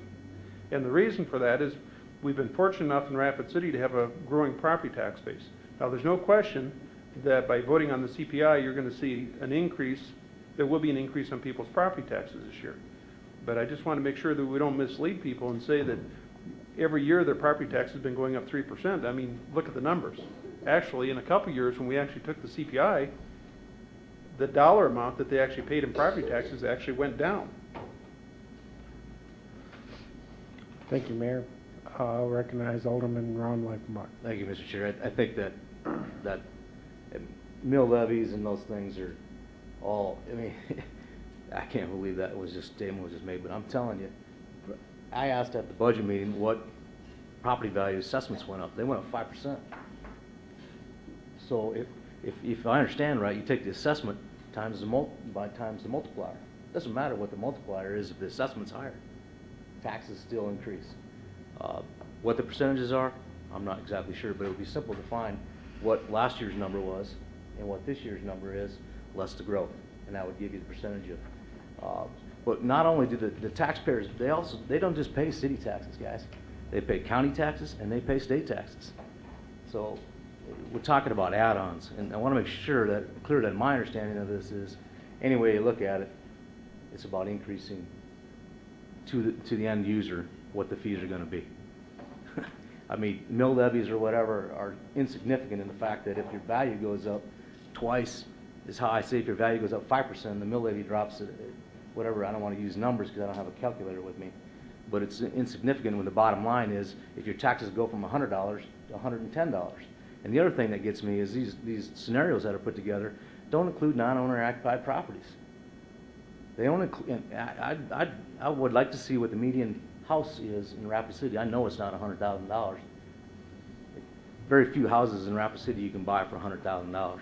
I'd say it's probably closer to about $125,000. So I just want my colleagues to understand, put the numbers aside and understand that when you grow government by raising taxes and funding in areas where you don't necessarily need. The comments were made about the fire and the police departments.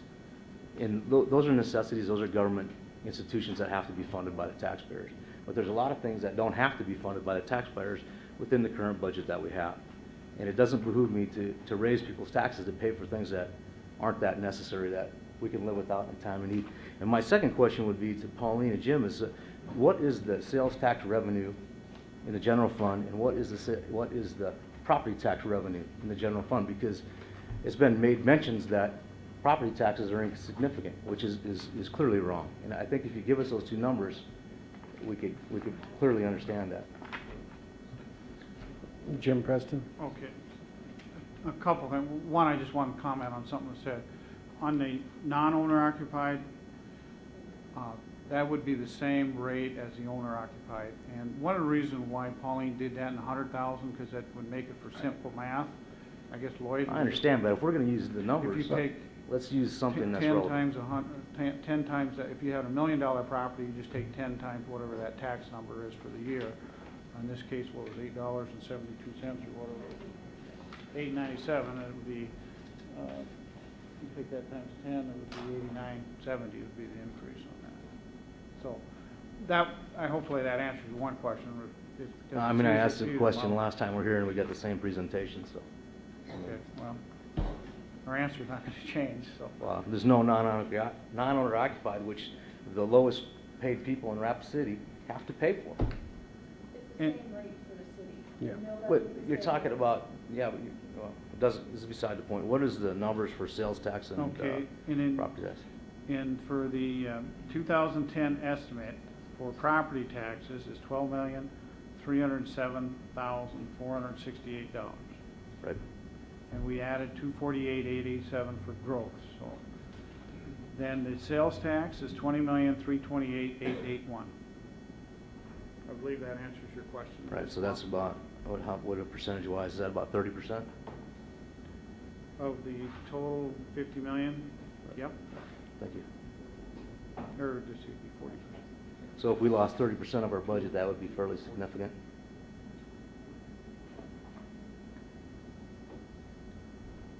We wonder what percentage. Well, what percentage, property tax or sales tax?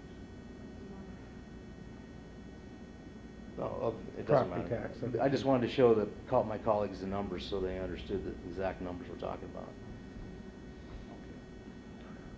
Jim, did you have, I'll just make comment.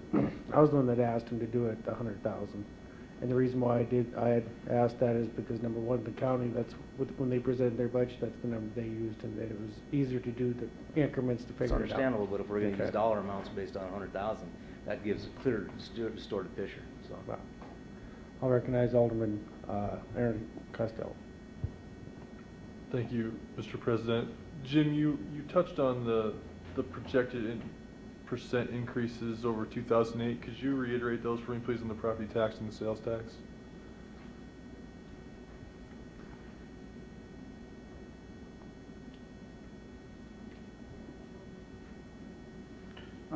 Okay, would you state your question one more time? I want to make sure we get the right figures in. Right, so when you stated the figure, the 12.8-ish million for the property tax, you said that was a projected percent increase over 2008, if I heard you correctly? Okay, I'm going to speak off the cuff here, and Pauline can tell me if I'm wrong or not. But If you have that, do you have the revenue sheet in front of you, or do you have? Way too many sheets in front of me. No, it would be the revenue sheet. Okay. Essentially, the base is the total of the property tax in 2009. Okay, that's that 12,307,468. Casey, why don't you put it up? I had it and I lost it. Right in the Give me very one front of your moment. book. Jim, I'll, very front. Should be in the very front. And the big budget book, big budget book. Here. You have it on your computer. I have one in here that I've written on. I'm good to go, thank you. Yes. I believe, no? Okay. Oh, that one.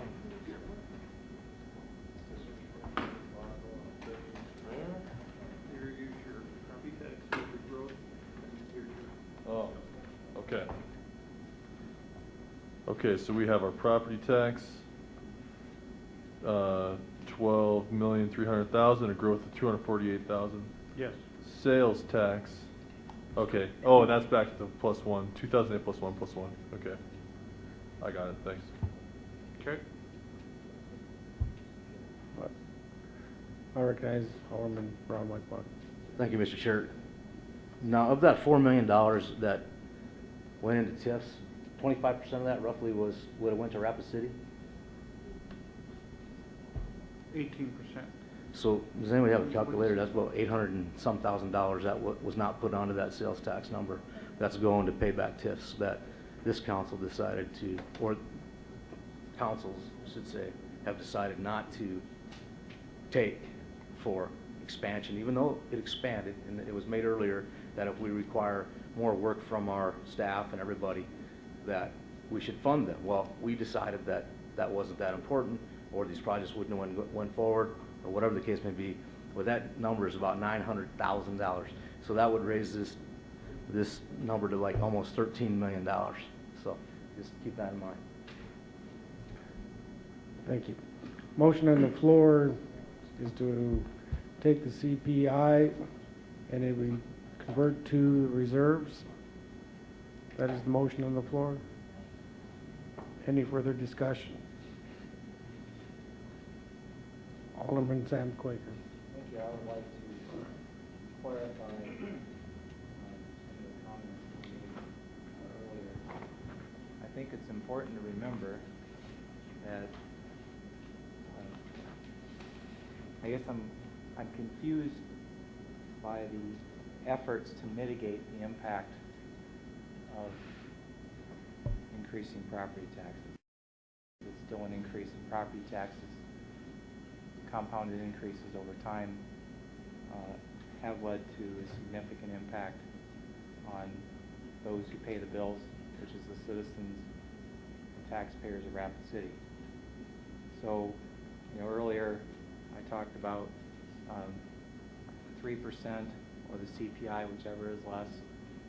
I was clear in my analogy that for the ease of calculation, I took 14 years as stated by the finance officer, where we had taken the CPI every year.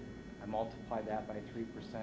I qualified that statement by saying that, of course, we hadn't raised it by the full 3% every year, but that 14 times 3% for the ease of calculation does add up to a 42% increase in the amount of property taxes that we are taking. Yes, it's going to impact some properties more than others, some people more than others, but overall there has been a significant increase in property taxes over the years. And this is a significant property tax increase. This is $370,000, and I would ask this council to not take this amount. And again, if we are interested in shoring up our reserves, let's instead reduce the growth rate of this budget. Thank you.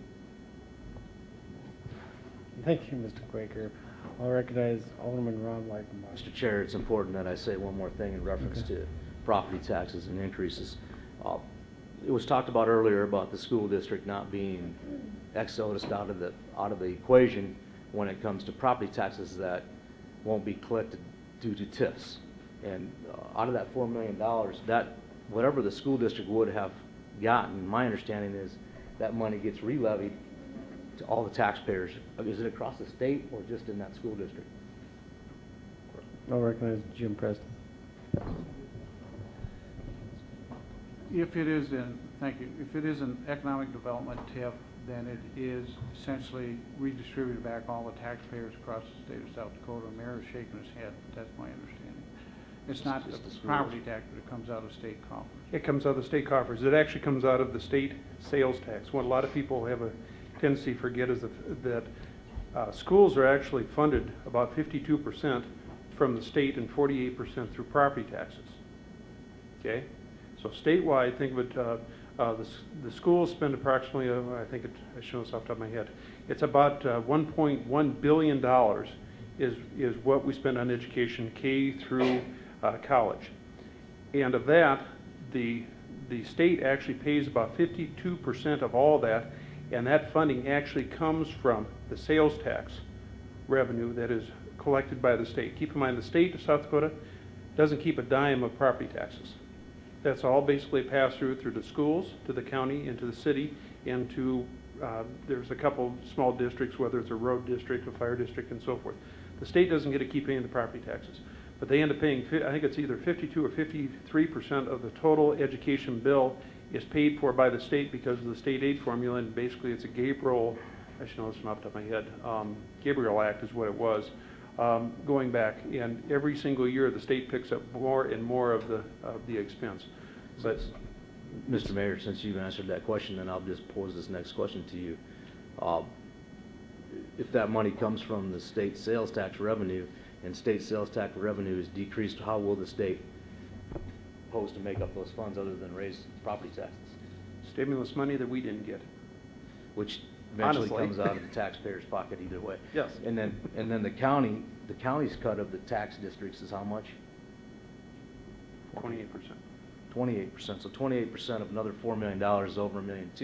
And Rapid City happens to be the biggest city inside Pennington County. So if you guys don't think that these dollars aren't going to come from somewhere, I don't know what we're thinking, but they are going to come from somewhere because it's going to cause shortfalls in providing services for these areas. And so they're going to get hit by the county, the state, everybody. It's going to hit them along with us. So it's just a piling on effect of decisions that have been made, and I'm not comfortable with it. So just wanted to make sure everybody was clear on the facts on what's been done in the past and how it's going to affect the citizen, the average common guy who makes $25,000, $30,000 a year. Thanks, Ron. If he's working one job. Thanks, Ron. Any further comments? If everybody's clear on the motion on the floor, I'll recognize Alderman Ron Kroger. Going back to Sam's comments about going back 4 years, or 14 years, I'm sorry, but basically what I'm getting here is, let's say 14 years ago, the CPI, let's say, would have been $250,000. That means that in that 14-year period of time, we've lost $2.5 million if we hadn't collected that. And that $2.5 million was off of that year was used to fund the budget for the last 14 years. So if you take 14 years of not taking the CPI, you're talking some big change that we wouldn't have been able to fund this budget on. Because if we don't take it, we lose it forever. And that is the issue. We lose it forever. It's not that we don't lose it for 2-3 years until things get good, is we lose it forever. And that creates the problem, in my mind, is we lose it forever. You know, if you take $2.5 million for 14 years ago, 13 years ago would have been 2.3. I mean, you add those dollar amounts up, you're talking tens of millions of dollars that we would not have had to fund the city if we had not taken the increase in the CPI for the last 14 years. And I don't know what kind of mess we'd be in today if we hadn't taken it. So, but nonetheless, I think, the motion on the floor, we're probably getting away for a little bit on the motion. I mean, the motion on the floor right now is to take the CPI and put it into reserves.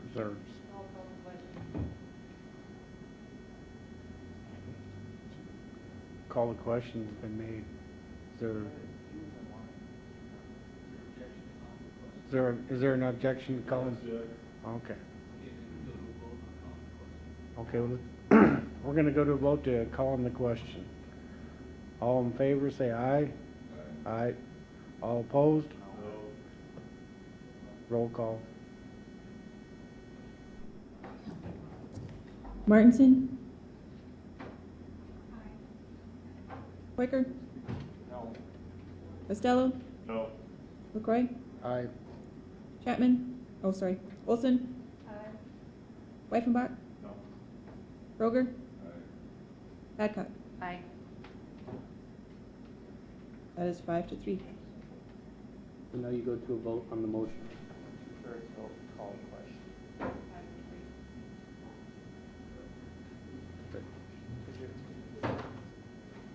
He's gonna check on the 230.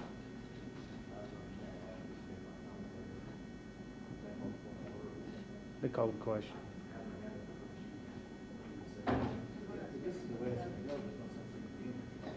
We spent 4 days aside to do this, we're gonna call a question and not have a conversation. Come on, guys. I gotta agree with you. What are we kids? He doesn't understand what's going on. I want to explain to him, I want to explain, give him opportunity. What's the? This is ridiculous.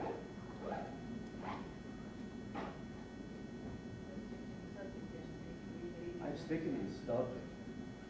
I wanted to, if you let me make my comment, I'll tell you exactly what I wanted to say. So he understands that if we don't take the CPI, that doesn't mean we lose it. We can vote on it again next week. Here's vote. We're on call the question. So the motion on the floor was,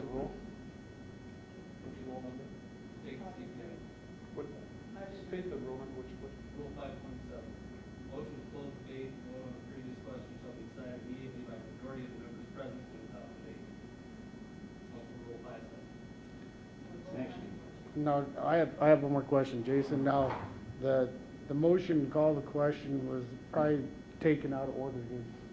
Does the person have to be recognized to call the question? Generally, yes. Okay, so the motion would be out of order then because she wasn't recognized. That's all you guys I mean, that would be mine. I didn't recognize Ms. Hadcock, so that was my fault. And so that would leave us back on the, with the floor open up in my books. Ms. Hancock didn't have the floor, we had the floor. Nobody had the floor. I had the floor. Chair. Okay. So that's where you're at. Chair has the floor. Is that right? Okay. Chair has the floor, and I will recognize Alderman Ron Wyffenbach. thank you, Mr. Chair. As I proceeded to say earlier, is I understood that I've sat in Mr. Costello's chair there before and not clearly understanding everything that was being said, and I think there was some confusion on the CPI, and I wanted to make sure he understood that if the CPI is taken this year, it can be taken again next year. If it's not taken this year, it can be voted on and taken next year. So I wanted to make sure that that was clarified in the understanding that it's not something that is. Whoa, That's whoa, not whoa. correct. That's not- Clarification. Hold on, let me finish. All right, Ron, go ahead. All right. If we vote on it this year to take it, it's an increase that's forever lasting. If we don't vote on it, if we don't take it, we lose the $369,000 into perpetuity. Okay? But next year we can vote again to increase property taxes again. Is that clear enough for everybody? that's fair. That's correct. Then, Okay. I get chewed out for trying to clarify it. That's interesting. Well, That's not quite true, yeah. I'll recognize Stay on this fail. Jim Preston. Thank you, Mr. President. Thank you, Mr. Wyffenbach, for kind of bringing up kind of a complex thing. You're correct in that you can vote on taking the CPI next year. However, what Mr. Kroger is trying to explain, and if you have your budget book about 4 or 5 pages in, it's called Example of Not Taking the CPI for the City's Annual Budget. And the reason why we did this is because we had a fairly heated discussion about what does happen if you don't take the CPI. So Pauline ran a 4-year example of if you did not take the CPI the first year, just the 1 year, the first year. After 4 years, you lose $1.1 million. Here, hang on.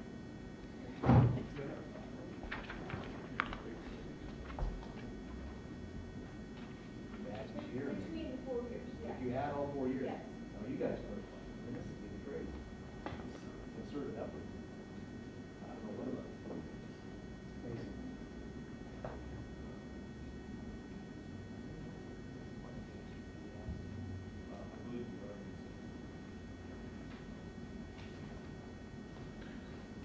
Mr. President, want me to continue to explain? Yes, go ahead and continue, Jim. Essentially what this says is in the year 1 is that you have 2 columns, they're with CPI or without CPI. That's the only year that you do not take the CPI. Year 2, 3, and 4, you continue to take it. The yearly loss from not taking the CPI that first year, and that's why all these figures actually ran on the percentage and growth and the CPI off of actual years. It does show that if you do not take the CPI that 1 year, that first year, you would lose over a 4-year period $1,120,000.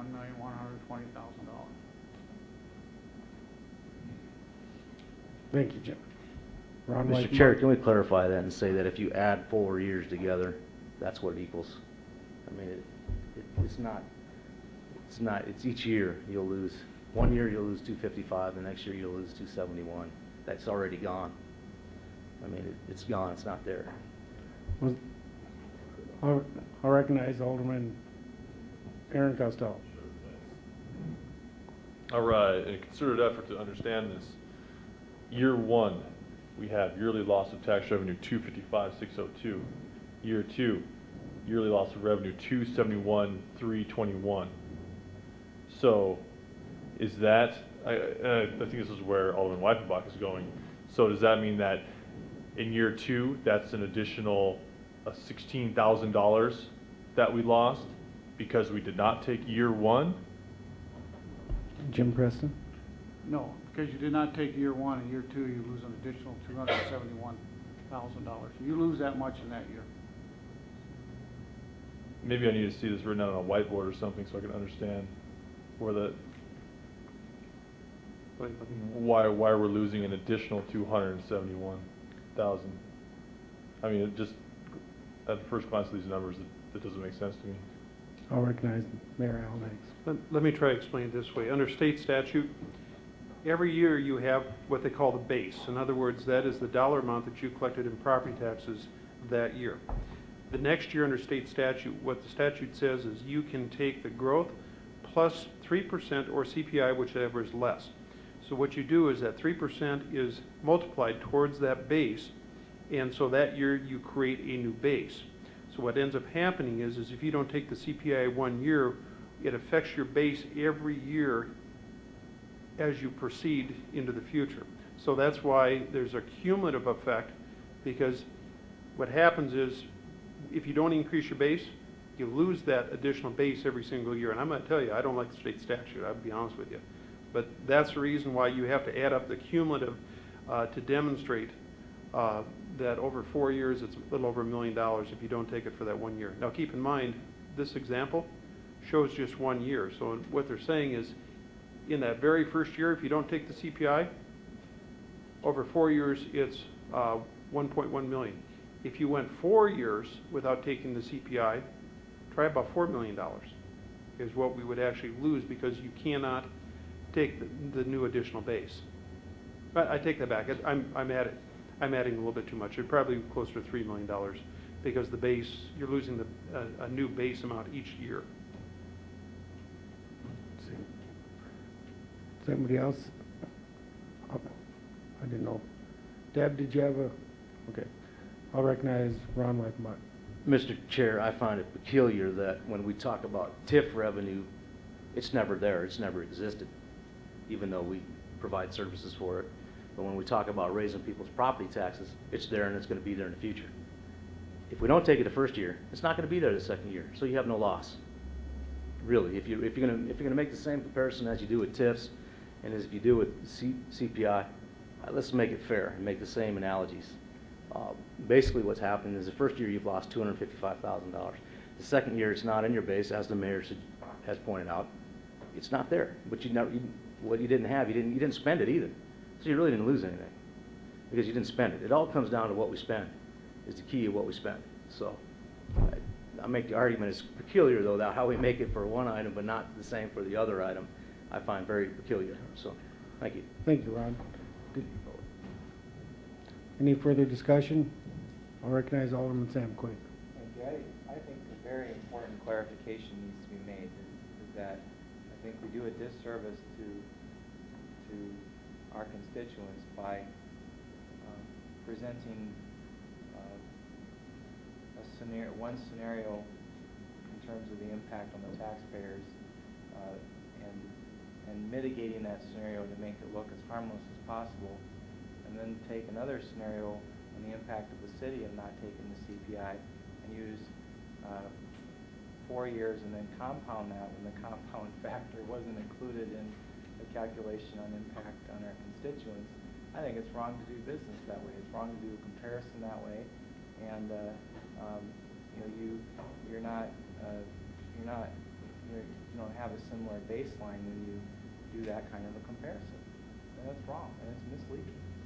And I think the best thing to do at this point is to not vote on taking the CPI until the impact statement is equally weighted on both sides. If you're going to present a statement using 4 years of compounded rates and draw out a worst case scenario and how that impacts the city budget, well then let's draw that same compounded scenario for our constituents in the same format, so that we have a city budget impact statement and a city taxpayer impact statement. That's the fairest way to do this. I move to continue consideration of the CPI increase until second reading.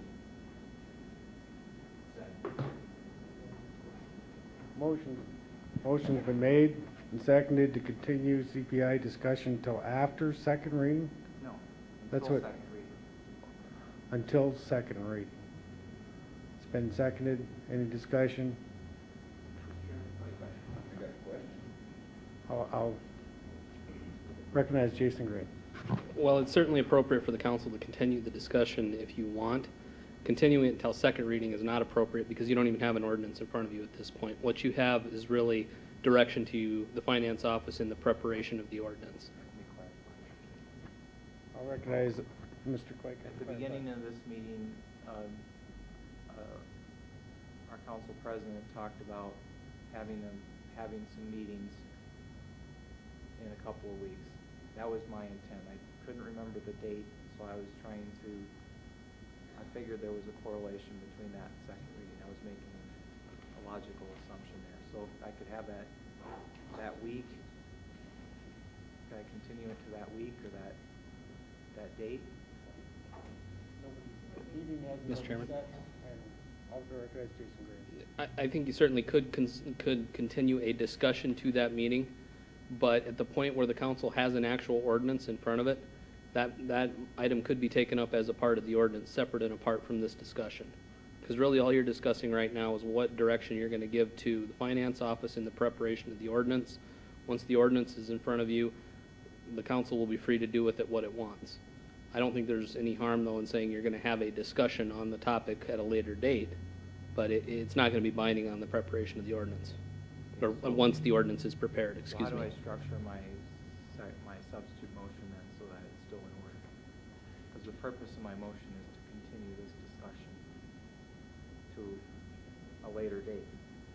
Select a later date and use that, and then my understanding is that you won't be directing anything with regard to CPI tonight in the preparation of first reading.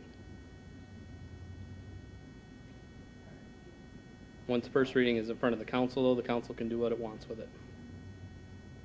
So it sounds like my motion's out of order. It's not out of order. What I'm telling you is that it may not have the practical effect you want it to have. Well, whether this motion passes or not, I guess I'm going to appeal to my colleagues not to increase property taxes, certainly not tonight, especially without providing people a fair and equitable statement of impact on both sides. It's not right. Thank you. You don't want to withdraw your motion or change it?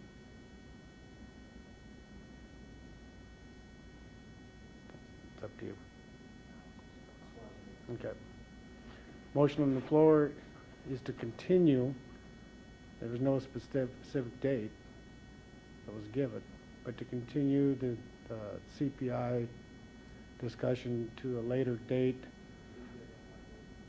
I'm going to say, I'm going to withdraw the motion. okay.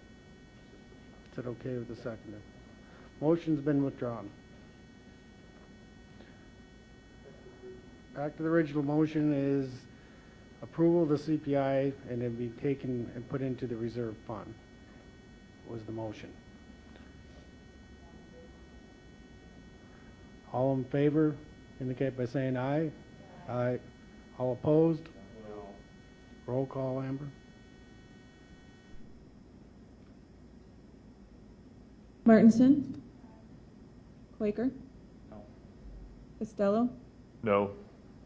LaCroy? Aye. Olson?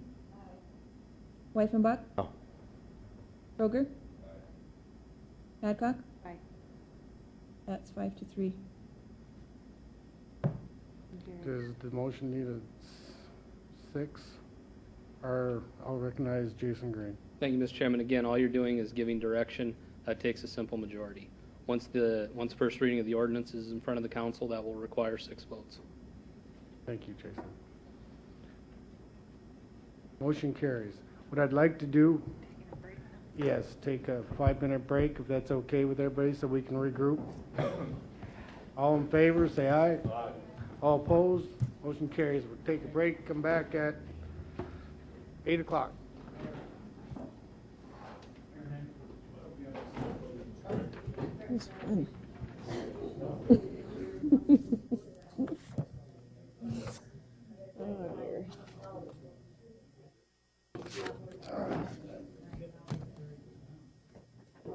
I'm getting the hang of this.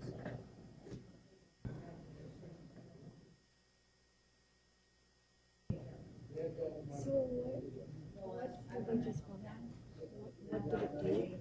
What it did was it directed Yeah, I could run the downstairs. finance officer to include the CPI in the budget when they prepare first reading of the budget ordinance. Okay, and they can still decide to. All the way up to second reading, they can decide to undo anything they've done. Okay, all right. So and what it did, the way that take the CPI, put it in reserve. Essentially.